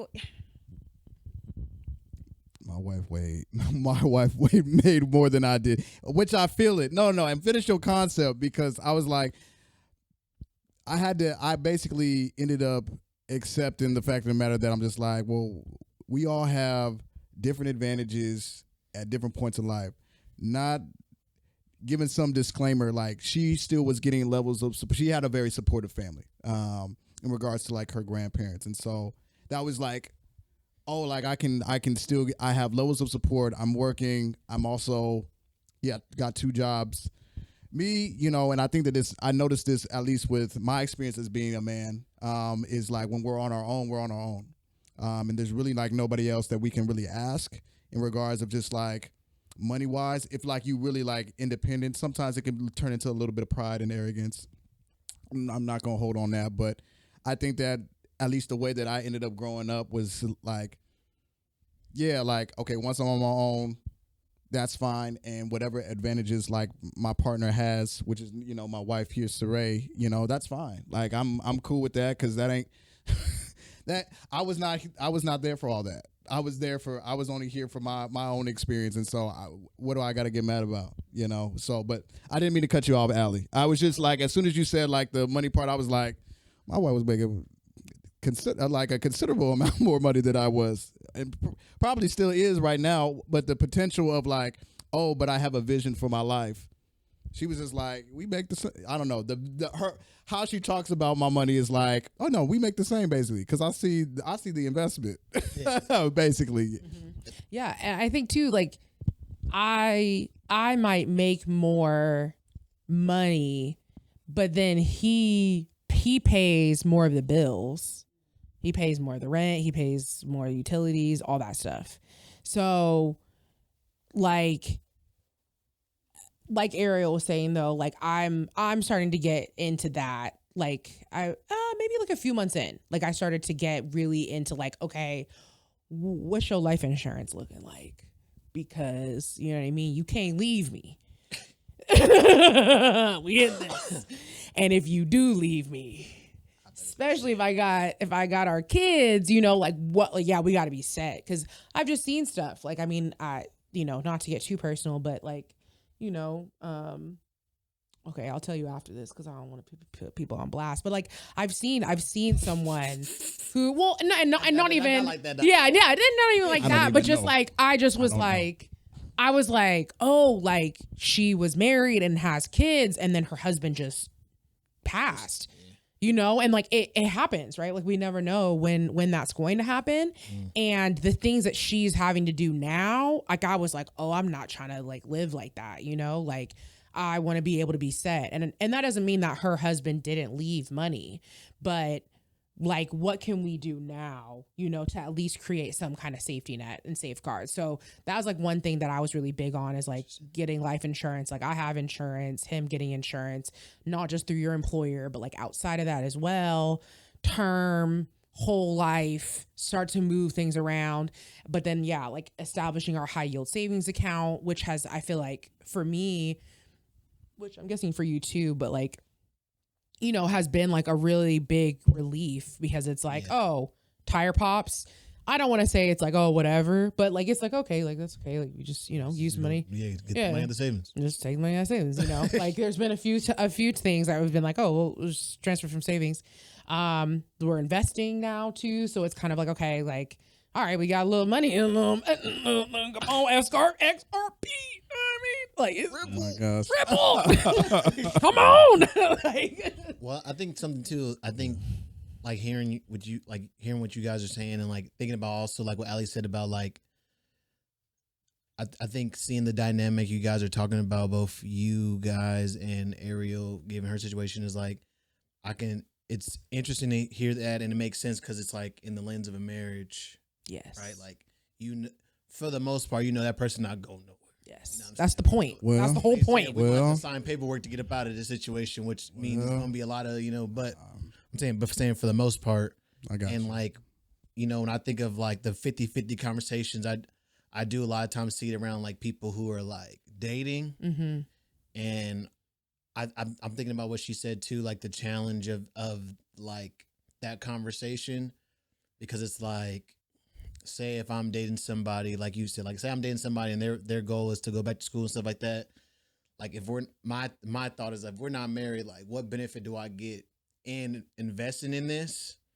Because what's also going to prevent you from not just skipping town after you didn't got the benefit, stuff like that. And well, I think I thank you for saying that too. Because I wanted to add to your point. Like I do, in hindsight, like I enjoyed dating.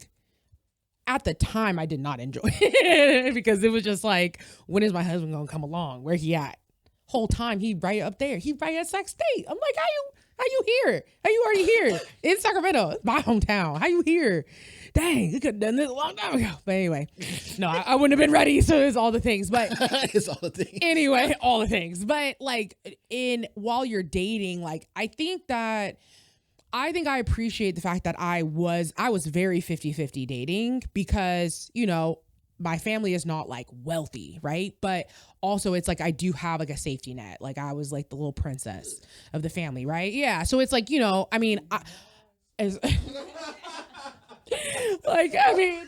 within reason, right? Yeah, I got it. If I go total my car, you know what I mean? Because I got a DUI, like I'm not about to get a Benz the next day or anything, right? Like they would cut me off. Get an old 400. Listen, we gonna ride this Toyota till the wheels fall off. But it's like, I have definitely like levels of, of support from them. So like when I was dating, I kind of was like, oh, okay, so like, you're not going to see that side of me at all. Like, you're not going to know that about me. You're just going to see me from like, oh, I have, where I'm at. And then once I moved into my own place, I think that also shifted how I dated as well, because I was like, oh, I'm not going to date you if you at your mama's house. You could be at your mom's house. Cause I've met a lot of guys that are at their mom's house and they have they're set up. Yeah. And I think that there were times too where I was like, oh, if I could have stayed at home for like 4 more years, if I could have, now I couldn't bite the bullet. I needed my own place. They was ready for me to get up out of there and I was ready to get up out from under them. So like I was ready to go. But if somehow I could have stayed for a few more years and I want to really create that environment with our family, like probably through ADUs, so they don't got to be up in the house. But it's like, if I could have, I definitely would have been on that same tip. But once I got my own place, I think that really made me a lot more like, okay, well, I'm independent, maybe even hyper independent. So you got to have your own everything. Like you got to be able to take care of yourself. She got her own house. She got her own house. Who job work? Sit down, like for real. So then I started dating guys that were like, I dated someone who was a resident doctor, whatever. I dated guys that like, like had a lot, either they had a lot of money or had the potential to make a lot more money because they were like on their way to do that. Got it. And yeah, that kind of changed it. But I do think in dating, a lot of it, especially now being married for almost a year, a lot of what I learned through dating wasn't so much about who's paying what, but it was really about how I wanted to be treated and what my expectations were, not only for him, but for myself. This year I call myself rough. Like I haven't been wearing makeup. I need to go buy new makeup. I haven't been getting my nails done. Like I didn't, you know what I mean? Like I just kind of just be doing. I'm running the formula. The best version of me right now. Right. Listen, that wedding day, okay? And then it all just went like, yeah, there you go. That's what I look like. And so now I'm seeing, and so now, you know, This is how it happened to be. hey, I've been real casual, right? And so now I'm seeing myself real casual. But I'm seeing myself step into a more like, you know, stepping into the femininity a little bit more. But like while I was dating, I also had those times where I would just show up like just like this. I would show up looking like a scrub. I would show up looking like a little pretty princess. And it's like, I realized like I want guys who don't really care about that kind of stuff. Like, you know what I mean? Like they're not into it because of how much makeup I have on or how my face is contoured.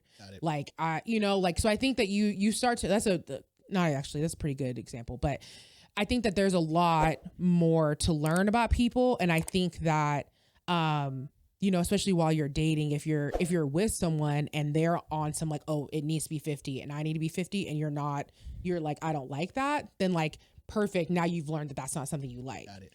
You know, I guess the question is like, the bigger question for me is how I can just speak to the relationships I've been in. Like I'm the type of person, like if I invite you to go do something, I'm most likely paying 10 times out of 10. It's not really a question. It's never like, you got it. It's more, if I'm doing you got it, I don't like you. I'm just like, you know, right now we splitting it, right? Like, and not even that's not even fully true because I'll pay for my friends too. But it's like the question is like, how do you navigate if that's something that you want to work towards? Like, is that something that don't show up until like wedding day, or is there like inclinations of it, like of that showing up? I know you had some. Yeah, what you got? Oh, mine was going down a different road. No, because you guys said something about investment while you're dating. And remember the other night I was getting eat up in some comments, but I wasn't. They weren't making really good points. I was making the best points. Always. No, sorry. No, it was like, I guess the Dr. Umar conversation had transformed to this conversation, and the girl was just like, I guess he asked about if you're dating someone for like 2 years and they want to like you to invest in their business, but you're still dating. You're not engaged. You're dating. And a lot of women were just like, no, like you said, like they could just skip town after they get their 10K, and like there's nothing there tying them to you. Y'all just dated, right?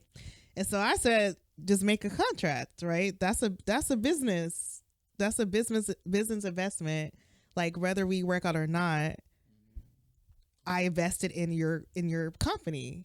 And all the men were just upset. Well, he's supposed to pay for everything. I'm like, they didn't say he was paying for everything. They said it was dated. Like, what do you mean? Even if he was paying for everything, maybe your priorities are not in order. If you want to start this business, you need my money. Yeah. But anyways, but yeah, it was just like things added to that, and it was just like to your point of like the investment part while dating, like, do you see yourself investing? Because I've been a person of dating and like pour my money into people. Don't do it, y'all. Don't do it. Especially y'all women. Don't do it. So I'm just like, if I'm ever in that position again, there would have to be some type of legality to it for me to commit. Even if we're engaged, engagements can be, it can end too. Like at that point. So it's just like, I don't know. I don't believe in investing financially while you're dating unless there's something in writing. And I will say this too, like I think the only tweak I would have to that is like if you're talking about money, absolutely. But like, granted, I don't believe in shacking up. I don't like to use the word shacking up because I don't want to put the negative connotation on it. I just grew up in a way that, well, if you really want to live this person, you need to marry that person. Why don't live with that person unless you don't marry him, whatever. But I understand people do it, and I understand the majority of people do it before they get married. And I feel like it's one of those things where like, I'm just gonna say it. I feel like if I was like in a position where I live where I live at and I pay all my rent, I pay everything I pay, and we get to the point, me and my girl want to move in, whatever, and she move in. I don't want her to move. Like, it was somebody had an argument about this the other day. Why would I ask you to move in and then ask you to pay 50-50? Nigga, I've been paying for all this anyway before you came up in this building. The only thing gonna be different is the food bill and the light bill maybe, but why would I bring you in here and do 50-50? You know, like, and if I, in a situation like that where if I bring you in and you do, like, you know, I want to go back to school and I want to this, that, whatever, I feel like in a situation like that, it shouldn't be like something that's like a point of contention, because it's like life gonna be pretty much the same except for this person now that you with is that. And again, you could think of it as like the investment, but it's like, if you really care about this person, whether you with that person or not, don't you want the best for that person? I just feel like in the guise, again, of a marriage, it makes sense, because whatever benefit they get now, you reap that same benefit. And I think that could be a tough sell for people to realize, like, oh, she might go get this degree and then think I ain't shit. And it's like, well, if you ain't shit, anyway, it is what it is. You know what I'm saying? It is what it is at that point. But that's why I made the point of, like, you know, how do I, in what capacity can someone show that they want to be a provider, or in what way, or what signs can a woman see to know, like, okay, this person is going to take care of me, even if right now we got to do 50-50 because we dating? From Commitment, yeah. You sure? yeah, oh, I could talk all day. So please, by all means. Yeah, I feel like it's commitment though. Yes. Because I'm like reflecting on my own experiences, and to your point about, like, you know, dating men who have at least what you have. I feel like that's been what I've been trying to work closer towards. But to the point of, like, not investing when you're dating, the last serious dating connection that I had, the person that I was seeing was here, but also, like, investing in a future in LA, like building out a business, expanding their business in LA. And so they're trying to be partly in LA, part-time here. So my thought was, well, why don't we live together while you're here? When you need to go do business in LA, you know, do what you need. But I'm here we could do 50-50 on my plate. I'm already paying what I need, but, like, let's do that. It didn't work out in the long run. And part of why I'm sharing this is because I agree. I don't think that it was wise to be in the place of, like, talking about splitting money and bills and things like that, because I was committed. I was committed to that vision, but it was not a shared committed vision at the end of the day. You know what I'm saying? So I think it requires commitment, and that's why I'm saying, like, that partnership piece, it doesn't really seem like it's guaranteed unless you are on the path of marriage or you are married. So yeah, a nice reality check for myself too, a little bit. But I do feel like it's that constant narrative though, that guys expect and want to pay for everything, but it's only when they're ready to be committed is what I'm finding is the loophole to that. I don't know if that's true. I mean, or if, okay. Okay, I'm maybe I'm just gonna say not as a fallacy. 'Cause I know some guys that believe in 50-50 for sure, like, well, to the end, and I'll be like, I'm not saying all guys. you're not my friend. Not all guys, but I feel like a lot of guys, unless they don't have, like, a good income themselves, there are a few dudes, what you're saying. You know, that I've met that want to do 50-50 because it's a personal value of theirs. If it's a personal value, generally it's because of what they're actually making, not because I'm just saying, I don't think it's because they actually want that to be their life. I think they're just making excuses, but personal opinion, and You got the mic. Right. I would say I think commitment is a big part of that, and also what you said last about it being, like, personal values, and it's usually based off, like, that person's current circumstances or, like, a poverty mindset. Poverty not in just financially, but poverty of, like, abandonment, you know, fear of you walking away and then they're left with what only they can afford, which may not be the place that you're living in or whatever the case, the lifestyle. But as far as like what women should look for, action along with the conversation, like that should be a conversation to be had if you're courting or dating for marriage. Don't let them talk you. Just talk. Okay. There has to be action in their own individual independent lifestyle that shows that they have a mindset and a vision of providing for themselves. A lot of times you can see this where men who also help with their family, and even if it's something like they can't support and provide for their family financially, let's talk about like parents, grandparents, cousins, nieces, nephews, but they show up. So that's another way of providing, right? Showing up when a family member needs something, showing up for their friends. That's also a sign of them being willing to be a provider, because provider's not always financial, right? But if they're showing that in the other areas of their life of providing, and showing up and being consistent and faithful in those areas, they have the ability to show up and for you financially too, as in that realm of providing for you. But yeah, it has to be conversation. They have to have a vision, some type of ambition, and it also has to be like part of their character and a part of their value as well. And it needs to be consistent across the different areas of their lifestyle.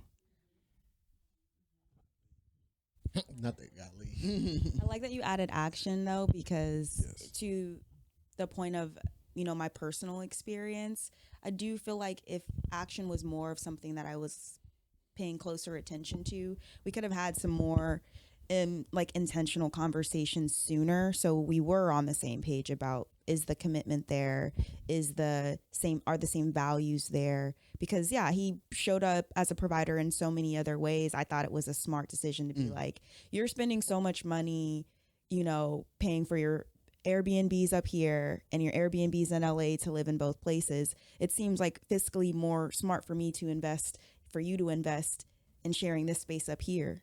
You know what I mean? Like, I thought that was me demonstrating action of commitment, right? But again, it has to be on both sides. So I really agree. I think too, to the point, like you said, that most guys want to provide. I think you are right. And I think the biggest thing where guys get held up in that, specifically speaking before a marriage, is like an ego thing. I think a lot of people, don't want to be a free meal, don't want to be a sucker. But like, I think what Ariel said too about like a poverty, scarcity mindset is like, my thoughts is this: if I got it, I got it. I can't keep it. I'm not going to, I always make the concept of like paying for a dinner. If I pay for a dinner and a girl dupe me out of a free meal, it's like, I mean, nigga, you paying for the company anyway. Like, I was gonna spend the $50 to $100 to $150 that I spent on dinner on something anyway. Like, I didn't really like lose out on it. Okay. I'm gonna get it back. It just is what it is. And I think some people be like, like you said, want to be more providers, but they're like, like I said, what if it don't work out? And they didn't pay me out of this money. It's like, you act like you was really finna save 100% of the dollars that you wasn't, but you gonna find something else to spend the money on. Sure. And it come from like, in my eyes, I would say like a scarcity mindset where it's like, well, what if I could be doing something else with this money? Like, you really ain't finna do nothing else. Let's be honest. Like, ain't nobody, nobody's out here like Alex Hermosi, who dedicates all their money to building their business. Like, you gonna spend it on something else that you're not gonna use, that you gonna forget about. It's gonna have you gonna go on a trip. Like, it's okay, bro. Spend a little bit of money or whatever, and if you lose it, it is what it is. But there's also the potential upside of, again, of the potential upside of what that person. So that's just my thought on it. Like, when you say, like, I think most men do want to do that, but sometimes they allow, if it's not financially that they just can't do it. I think they, like, an ego thing gets in the way of allowing them to actually be like, I'm gonna show you. Like, no, you're not finna play me. That's where that stops. Like, well, you're not finna play me though. Man, y'all are rich. I appreciate everybody's says that. No, for real. Because I really love thank you for saying what you said in regards to There's many ways that you can be a provider, and this is for like the fellas out there, because I have fallen into the trap, even in our marriage too, where I just thought like I have to look this way for me to be basically like a hero in my wife's eyes, of just like being like a financial provider, even though I was like not valuing my emotional intelligence, my ability to listen, my ability to hold space, my ability to take, to wash dishes and all those other things. My wife walking around satisfied, like, and me in my head just Fully. but me in my head internally like disturbed, because I'm just like, dang, but the money is different. And so no, I mean, I get it. Real statement. And so and really put extra stress on myself because I wanted to fit into this box of what it means to like be a provider. And so I think that there's just has to be, I just want that to just be a reminder for the fellas of just like, hey, like the women out here are hoping that you can be a provider, not just in one area. I know that you see a lot of, I forgot the podcast or whatever, but they always just bring like, Fit. yeah, when they bring the girls on there and they, they're talking about whatever they do, right? Whatever they do. But you just see this one concept of woman on there, and you think that that's what women want when you actually have to actually pay attention to reality of what, like, oh, like not all women want that, like, and not all women do that, and I ain't got to fit that. And then the other thing, and I love that both of y'all ended up bringing up the idea of action, because yeah, that is the basically like. I always call it, I know that there's multiple ways of, different languages and whatnot, but I always use those as like the main two of like the part that you speak and the part that you actually do. And when you see a disturbance in that, then those are like the flags that come up. If we're talking about like, is there an indicator where someone can show you that they are a provider? One example that I can give is, I don't know, like there's been times where I said, like, I'm a family man to my wife. And she was like, okay, yeah, like, I really love my family, too.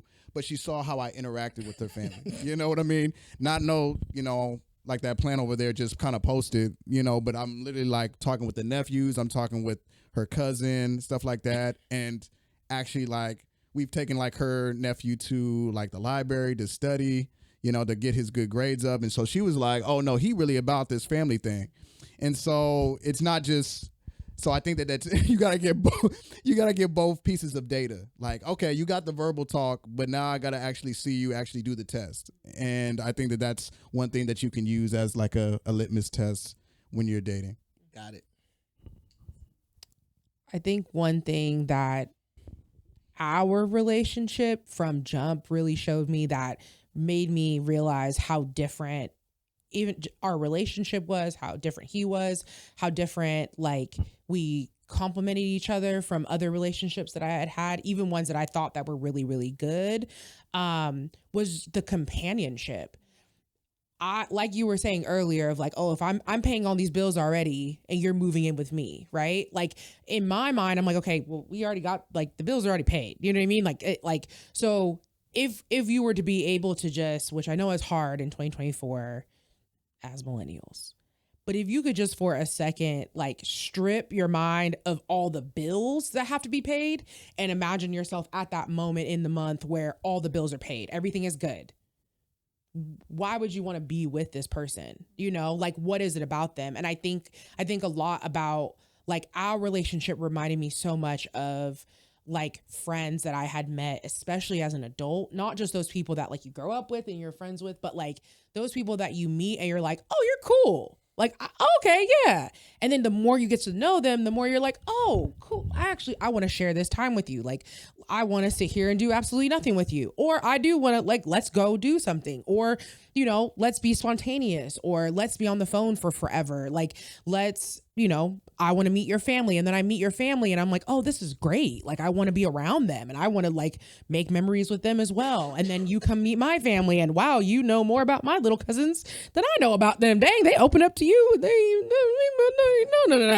No. Like, it just was a level of companionship that surpasses anything else. Because I think that it's easy for all of us who are middle class, upper middle class, wherever you fall I'm trying to get there. in those things. No, we speak it into existence. No, it's gonna happen, but I'm like, but golly. You know, wherever you fall in like the class system, like I think it's easy for us to get really, really caught up like in this whole 50-50 thing, right? It's so easy because it's so consuming. Our student loan debt, can we get a scholarship for this? Are my credit cards paid? Is this paid? Blah, blah, blah, blah. But like at the end of the day, like why are you friends with your friends? You know, why do you want to watch the podcasts you watch? Why do you follow the people that you follow? Like there are things that these different people have, whether you know them or not.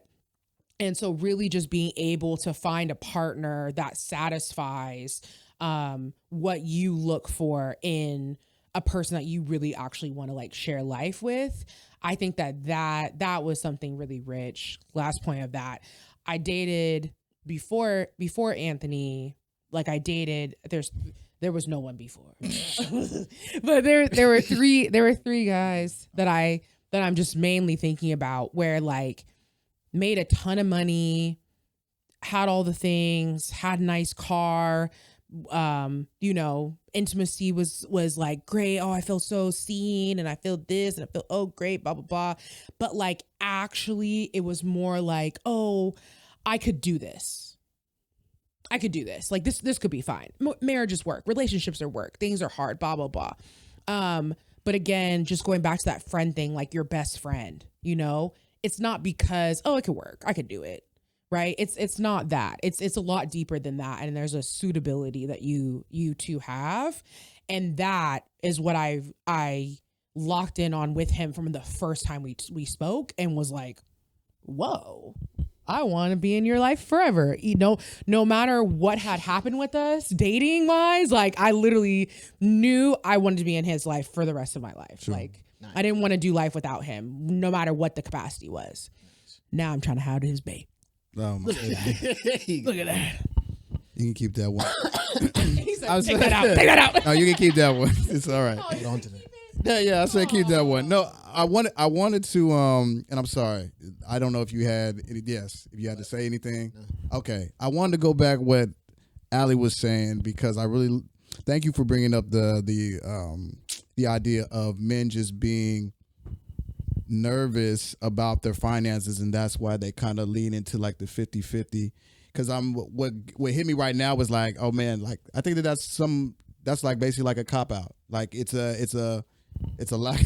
So my man opened up the sandwich. But it also shows the man's lack of vulnerability. And I think that's a vulnerable thing when you're talking about finances because it's just such a very quote unquote high level thing. It causes movement within our societies. You get to buy things, you get to go trips, you get to, you know, so it has a lot of power to it. But I actually was like, oh, like when a man actually say like, oh no, like we got to do the 50-50 or like, I think you played me or XYZ. I'm like, well, no, sir. Like you could have had a conversation just about where you were at. And she could have accepted it or rejected it, and you have to be okay with you have to be okay with yourself about okay, well, this is where I'm at right now, and that's okay, even while I'm still in the dating. But yeah, I thank you for bringing that up because I actually never really thought about that. I was like, why am I, and also other people like at a point in time I was like comfortable with like, well, man, maybe 50-50 can work and whatnot, and I'm just like. I said, no, I'm just nervous about what I'm making right now. And I'm thinking that I may get dissed about what I'm making right now. So I'm telling somebody I want to pay for everything and I only make $48,000 a year. We gonna make this work. We live in California. Ford, stay with my homie. I think that's a good point too, like about the like 50-50 conversation. Cause like I think everybody has played with the idea of like the 50-50 conversation. Cause especially like me, I'm a deeply logical person. So it's like, if I make 80 and they make 80. We got 160. Okay. And then, so we would go 50-50. We could just, but it's like, never being like, well, okay, what happened if it's just, like, what happens if you, like, you make your 80 and they like, I don't want to do this no more. I'm tired of this work thing. It's like, are you okay with having to fill up everything in 80? I'm like, That's how I was raised. I don't know. My grandpa did not make a lot of money. He was just a hustler. He knew how to make that money work. That's all I know he knew how to do. So like the same thing for me is like is the concept of like being a provider in the sense of financial. It can be daunting because like, what if I don't go to work? What if I get sick? What happened? But at the same time, it's like that's the same thing me right now. Like if I get sick, what happens? If you know what I'm saying, if I don't want to go to work no more, what do you do? This is like the same concept, but I guess this is different when you have like someone else there, especially with the potential to work. It's like I don't know. It's just I think it is like a fear of like the fear of like stepping up. It's one thing when you're by yourself and you feel it yourself down, and you know what I'm saying. But like when someone else is involved, it's like, oh yeah, no, man, like, you tap in different. It really is different. I'm okay with eating taco meat every day. Come on, but like I quesadillas don't know if I have the ability to tell my girl like we eat taco meat every day because that's all we got. And that's like I think that is like a thing that some dudes are like not vulnerable enough to really share. Like we go out and we go eat in fancy dinners, but at home I'm really eating ramen. It's top ramen, top ramen special, hot sauce. Have it to you. These dinners, I'm eating top ramen and cereal every day, and that's what I want to eat too. Yeah, exactly. I'm cool with that.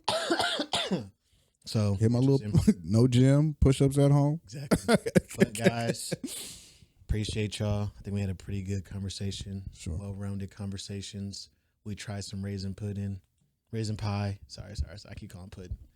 It looked like the pudding. But we had some raisin pie, banana pudding, had some good conversations. But as always, do me a favor, like, comment, subscribe. If you haven't already, if you enjoyed the podcast, do me a favor. You made it this far, comment your thoughts on the whole 50-50 conversation. Is it a social construct made by podcasts?